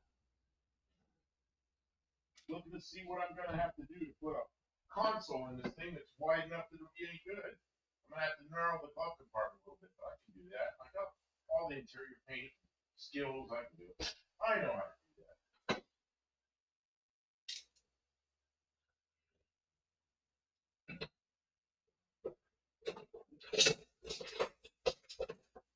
You want me in here or do you want me out? Yeah, I don't need you anymore. So yes, I'm gonna roll the window down. It's okay to close the door with the window rolled down? yeah. Okay. Don't want a broken glass and have to buy another car. Oh, that sounds so solid. When it used to be the last window, when I closed the door with the window down, it'd rattle like hell. Now it just sounds like it's supposed to sound. It sounds like a new car. So that window doesn't move at all. Let's see. Kevin Smith says, I hate moving. You know what? That's why I'm not in Arizona right now, because I hate moving. When I made the move to here, after all my traveling all over, working everywhere, I said, I want all my tools in the same location, and I'm never moving again. Pop goes the window. No, I hope not.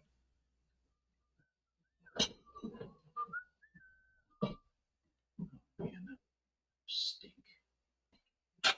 What's that? What's this? I've lost some of this. Chad, I'm sorry. My next move will be the urn, says Kevin Smith. Yeah, man. I didn't say you were wrong, but you don't accept. When I was out in Arizona, I was feeling bad. I'm sick and I'm getting old and everything. I have a friend out there, so I'm probably like 20 years younger than me. And I said to him, I said, you know what? I'm going to build me a casket, and I'm going to make it nice because I have to stay in there for a while. I'll put a computer screen and stuff in there for me. But I told him, I said, just, if I'm dead, take me out in the desert somewhere and bury that thing, And he goes, casket? He goes, can I just use a 55-gallon drum? I said, yeah, why not? So we made the deal that he's going to bury me out in the desert in a 55-gallon drum. Oh, man. I don't know if that's a deal. Dean Stevenson's Ernie and Bert. Like, Bert and Ernie? Is that Ernie and Bert? Oh, man. Kevin Smith says cats, Dean.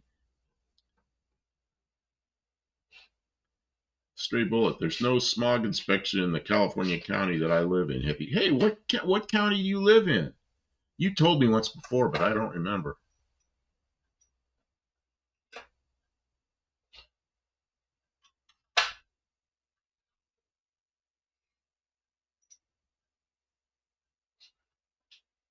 But Carpon, my next move is the cemetery. Stray bullet. I remove all my smog equipment. I don't remove smog equipment, but if I put an engine in a car, it's probably not going to have the same compression as the early ones did. Stray bullet. I remove my emissions solely to be obstinate. I don't know. I don't want to be a polluter, but then a lot of this stuff, God, the original like this era cars, when they started making them say little cleaner exhaust, they use like twice the gasoline. It's like, where's that going? It's they burn it all in the tailpipe.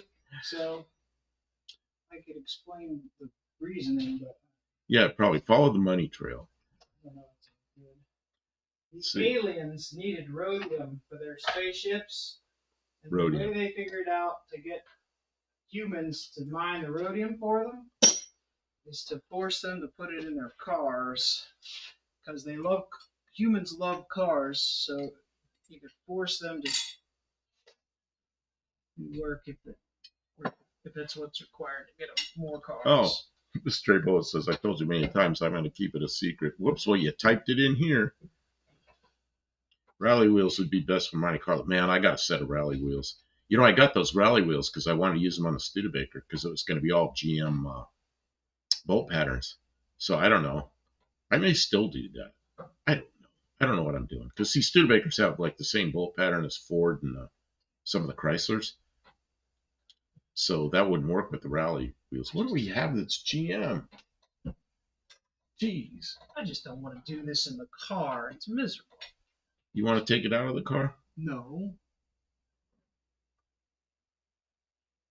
Fix it so.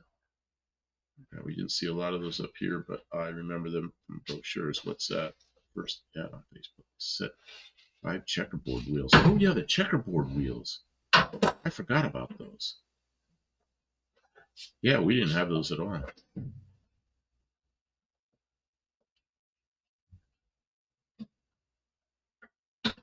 Stray bullet, my F-250 passed emissions with everything removed once. Oh yeah, Lake County. I gotta see where that is. Where's my phone? Lake County, California. I should just know right where that is, but being a Californian. Man, I remember in the 4th grade, I had a teacher that required us to know a lot about California because we lived in California, and we had to know every county from San Diego to the Oregon border along the coast, and we had to know them all. It wasn't like 70% passing. She made us learn all that. It's pretty good stuff. I doubt anybody else do that.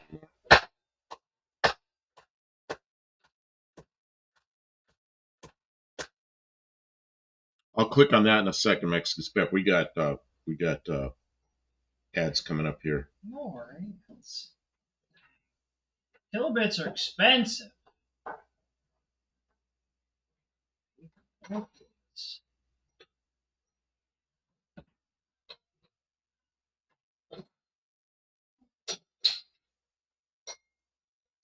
Oh yeah, you told me this one before.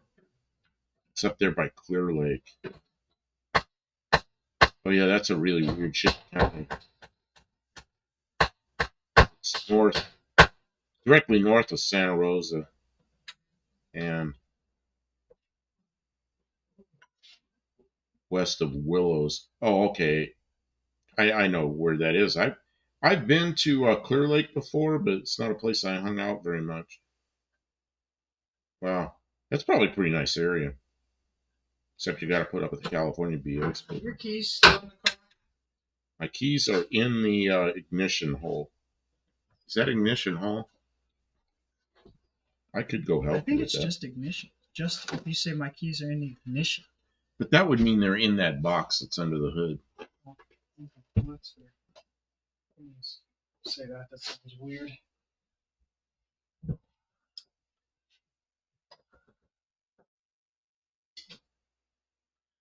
Dean Stevenson says Sunshine Coast ad. What does Sunshine Coast do?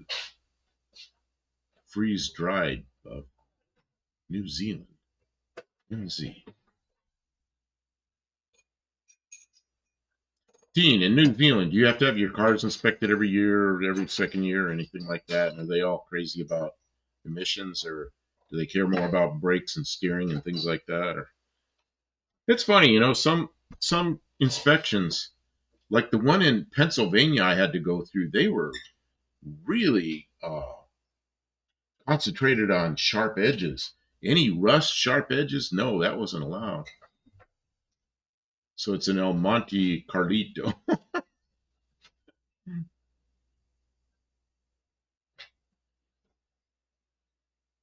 Yeah, so Pennsylvania was sharp edges. California was, man, it was emissions. And when I was in Arizona, it was emissions. They'd pull you onto a dyno. See, in California, it was all done privately, and it had to be somebody with an emissions certificate that they could do the inspections. In Arizona, the state did it, and you pulled in there to their state inspection, you pulled it up on a dyno. There was a speedometer there. They'd have you bring it up to, I don't remember how fast, and you had to keep that needle right there in high gear. And they read what was coming out the tailpipe, and then they inspected to make sure it was all the proper equipment. So it had to not only be the right stuff coming out the tailpipe, it had to be the right equipment. Tommy Hanlon, buried in the desert in a drum, but surely Kim could do a bit of amateur DIY taxidermy and keep your round buff.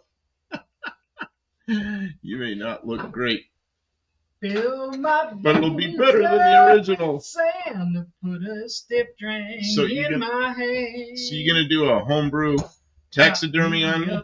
Beside the jukebox if I die. I'll be a shrunken head. Buddy Carfano, every year. Kim's hammering. Buddy Carfano, every year in Massachusetts safety inspection. So it's safety more than emissions, or it's both? Dean Stevenson, yearly since 2005 model year, emissions parts must be included. So do they stick a sniffer up the tailpipe, or they just look to make sure the stuff's there? Let's see. I prefer the Olds Cutlass in the 80s. Hippie Long says California smog can't do repairs. Can't be the same shop. Really? God, when I was there, I had an inspection one time and it didn't pass. It was a Chevelle I had and it didn't have a dipstick in it. And the guy says, hey, that's open crankcase. Your PCV system isn't complete. So he had some old engines out behind his shop and he pulled a dipstick out and gave it to me. And so he repaired that. But I guess maybe he just passed it without showing that he did the repair. Patrick Sullivan, do you have YouTube membership set up? I do not. What does anybody think of that? I feel real bad asking people for money to be a member. And then I got to do things on this end, like have membership only videos or membership early videos, like the first day only members can see it, that kind of stuff. Stray bullet, I told the young emissions technician that the cam was stock. Mexican spec says hippie long and you can't fix it yourself. See, I don't like that stuff. California sucks. That's right. California is a really nice place geographically. It's a wonderful place. But the politicians have made it just miserable. And it's not just cars. It's everything. When I was in business, there was always somebody walking in with a clipboard with some form and something I had to fill out and a fee, and it just, and all they do is they use it to mess with you. I think you have to have more subs before they allow them. No, I have enough subs because they're pestering me about it. Yeah, they want to. They are. I'm getting emails from YouTube wanting me to set up memberships. And I just hate to do that. I hate to do that to my viewers, but I don't know. What's everybody think? Want me to set up memberships?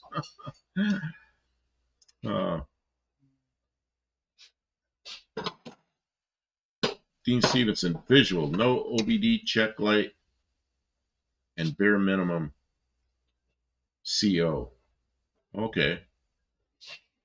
Buddy Carfano, failed last year's sticker on tread of new tires considered a bald spot. What? Sticker failed last year's sticker on tread of new tires considered a bald spot. What does that mean? That's just jerking the you sticker around. You mean like somebody left the That's just jerking you around. So the new tires failed? Yeah, really. If you're saying really to me about the yeah, I think I have. I don't remember when they started pestering me, 3,000 or 4,000 subs, something like that. I got 4,700, I think, right now. I don't know why I'm looking forward to 5,000 subs, but then as soon as I have that, I'll be looking forward to more. But yeah, it's a numbers game. It's a numbers thing. It's like, yeah. I can't get that pin to come out too easy. She says that Kim. If it was on the bench, it'd probably be easy because I'd have a nice solid block to pound on. Kim says that thing doesn't come out. I mean, it'll come out. Buddy Carfano, peeled sticker off tires and it passed. Oh, peeled sticker off tires, past size. The stickers off. Past size.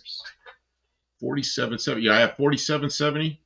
Cool. Yeah, because it was just like before I came up here. It was really close to that. I think it was 4767. I think it was 4767 when I came up here. Yeah, YouTube wants that membership money. Yeah. They were paying channels $5,000 to start memberships. Really? Yeah, when did they do that? Let's see, Kevin Smith, especially Gary, Indiana. I'm not sure what that's about. Kevin Smith. Oh, so the sticker on the new tire was a bald spot. Got it. As for membership to channels, this is Patrick Sullivan. As for membership to channels, I like to sub to the little guys that are legit. Well, thank you for saying that. Yeah, you feel thank like you. We're legit little guys, because we are little guys. Yeah, I click on something once in a while that's just, it looks like something interesting, and then it's some AI crap that, and they got a lot of subs. I don't know how they got it so fast, because who'd watch that stuff? And it's full of errors and dumb mistakes and just stuff pronounced wrong, and it's like, how can anybody watch this? How'd they get even one sub, you know? If you long, your home sweet home music reference. Tommy Hanlon, as the amateur taxidermist said, get stuff you do. Stray Bullet, really, but probably channels with more than 5K subs. Yeah, I don't know. I don't know. I guess I could start memberships, but memberships start at like $2.50 a month or something. And then what do you get? You know what you get? You get a little gizmo next to your name in the chat that shows you're a member. And then I'd also have to do like day early, like you get to look at my videos a day early. And to me, that discourages people from watching the videos, and I want to have more views. So it's like, what do I want to do that for? So I don't know. And then you're supposed to give stuff away. I don't know. Patrick Sullivan, AI clicked off ASAP. Yep. Yeah, I mean, we're real. You know who else is real? And I kind of plug his channel a bit is Jay from What It's Like. And he just did one. He did his first in the series of the history of Ford Motor Company, and it was an excellent it was an excellent video. And yeah, if you get a chance to watch that, It's pretty good. Stray Bullet says I probably won't be a member. See, that's a thing. I'm gonna charge somebody $2.50 a month so they can have a little swirly gig gizmo next to here, and they can watch my video a day early. Yes. No, what I'm doing is I'm making it so everybody else clicks off the video and they don't watch it.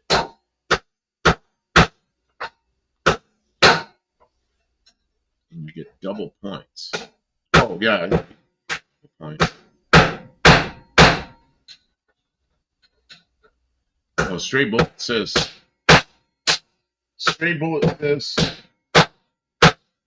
Kim's hammering.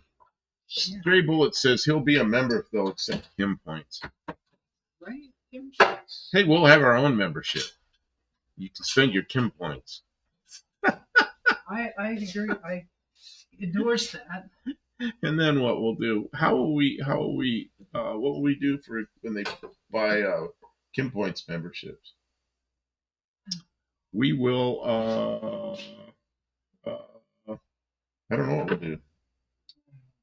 You're beating a snot out of something. Now you're all upset because you started that. Won't come apart. I'm not that upset. I just won't come apart. Buff, Kim is pounding on your car. Did you notice?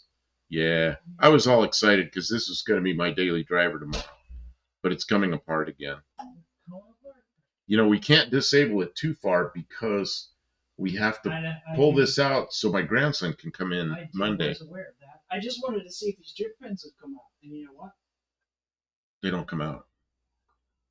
Kevin Smith says he's beating your beater. Dirt Road Landing, good evening. Hey, these channels misspelled titles and used bad grammar on purpose to keep that film playing while... Ooh, what was that?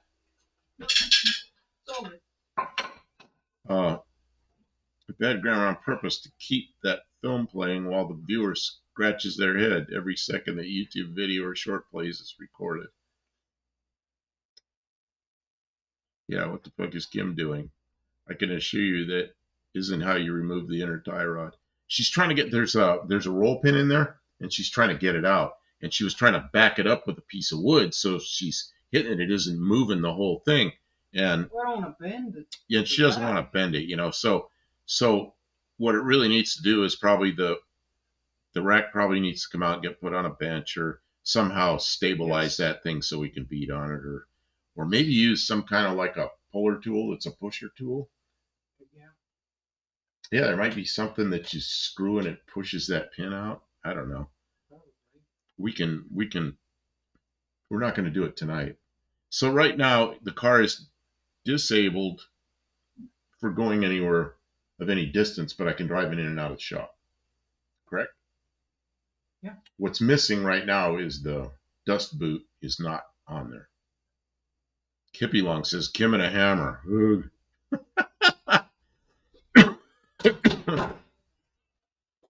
Tie rod removal by force. No, she's not using force to remove the tie rod. She's moving force to get rid of the the roll pin. Kevin Smith says pickle fork. Now I have pickle forks. That's the wrong tool. Is there another pin inside the roll pin? Is what it says. What we need is like a tool that pushes it out. Yeah, something that backs it up, and then it's like you need like a thing that's got a hole in the back, so the pin will go out past the hole, and then it screws it in. What the heck do we have that's kind of like that? We could probably make that tool. Yeah. Out of something we have here. That's what I'm thinking, right? Work smarter, not harder. You could probably make it out of a C-clamp and drill a hole in the C-clamp so that the pin will go out through the hole. Oh, that's a puller, not a pusher. Just got a whole puller kit here. You know what the difference between a pusher and a puller is? The direction it goes. Which side you're on. Which side you're on. Nothing. See, I need this part to have the right size pilot. Well, what you need is, you know, that green punch I gave you. What you need is a thing that looks like that, and it screws it in, and the thing that's on the backside needs to have a hole in it so it pushes out. I have a thing called a stem puller. It's for faucets. Heat it with a torch, Buddy says. No. Not on my steering gear. That would be a roll hole pin. Use your head out. Yeah. Clunk, clunk, clunk. Hit it with your head. Use your head. No, I didn't mean Put your purse down and hit it. Kim, you're looking, you got grease all over your face. That's makeup. That's makeup. That's war paint is what that is. War paint. It's 90 weight. Hippie Long says, how about watch a removal video first? I think you're right. Yeah, I think that's what we'll do. I think you're right. They'll probably tell us how to do it. We'll be like, oh, yeah, that'll work. Use your tongue. You know what, though? Sometimes it is worthwhile. No, I'm going to give my fucking weirdo. Use some bread. Bread. That's how you get the pilot bushing out of the back of a crankshaft. Is bread. You stuff bread in there, and then you smash it with a hammer, and the force. Something bit me. Hippie Long says, I'm a good mechanic, and I do it to see the shortcuts. Yeah, you know what I do when I'm walking out to a car where I got to work on it out, like especially when I lived in the apartment, I was working out in the parking lot, and I watched the video, and then I knew what tools to walk out there with. Paging Dr. Howard, Dr. Fine, and Dr. Howard. Ford Special Makeup. God, something itches. What the heck happened? The bug got you. I think something bit me. Sure did. Can you see it? Something there itches like hell. Yeah, well, you ripped a scab off. Oh, don't say that. I got an irritation. I got an irritation going. Okay.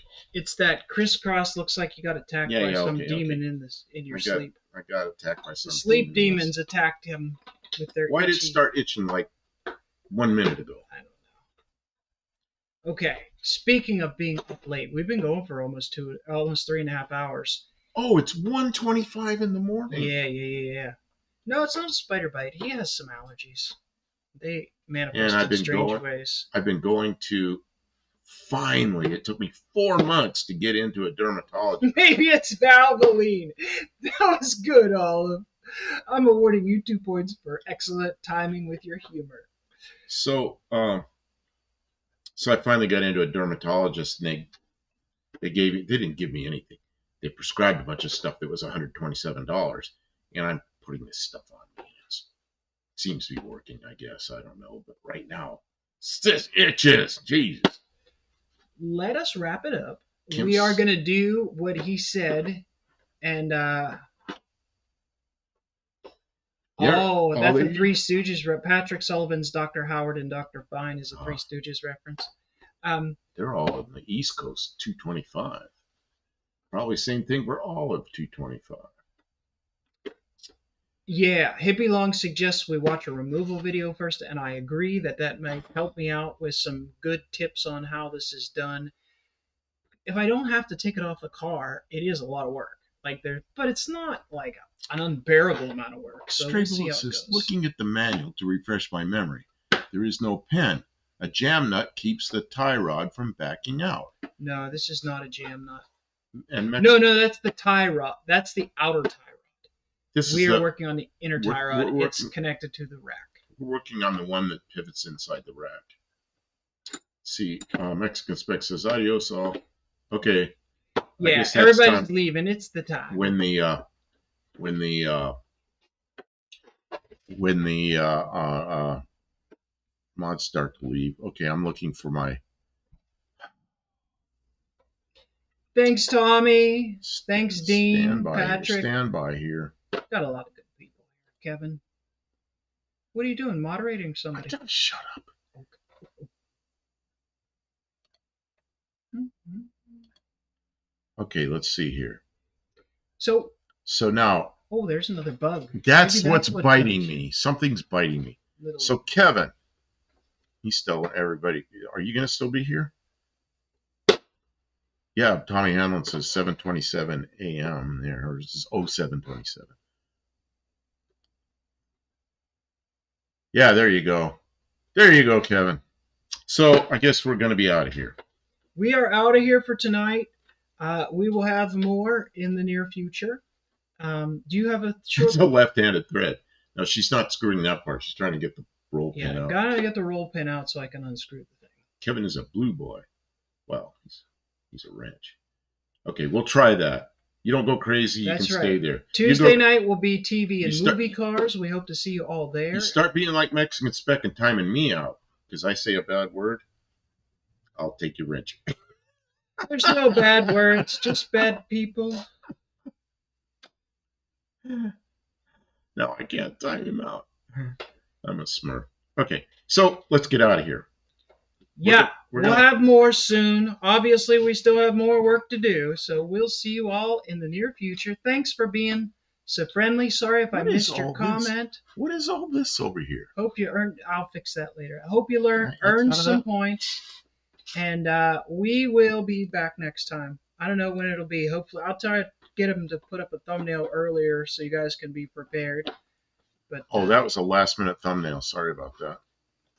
So, okay, take care, everybody. We're getting out of here. Kim, don't talk while I'm ending the stream. I will stop talking anytime. You can just stop the stream so I won't be cut off.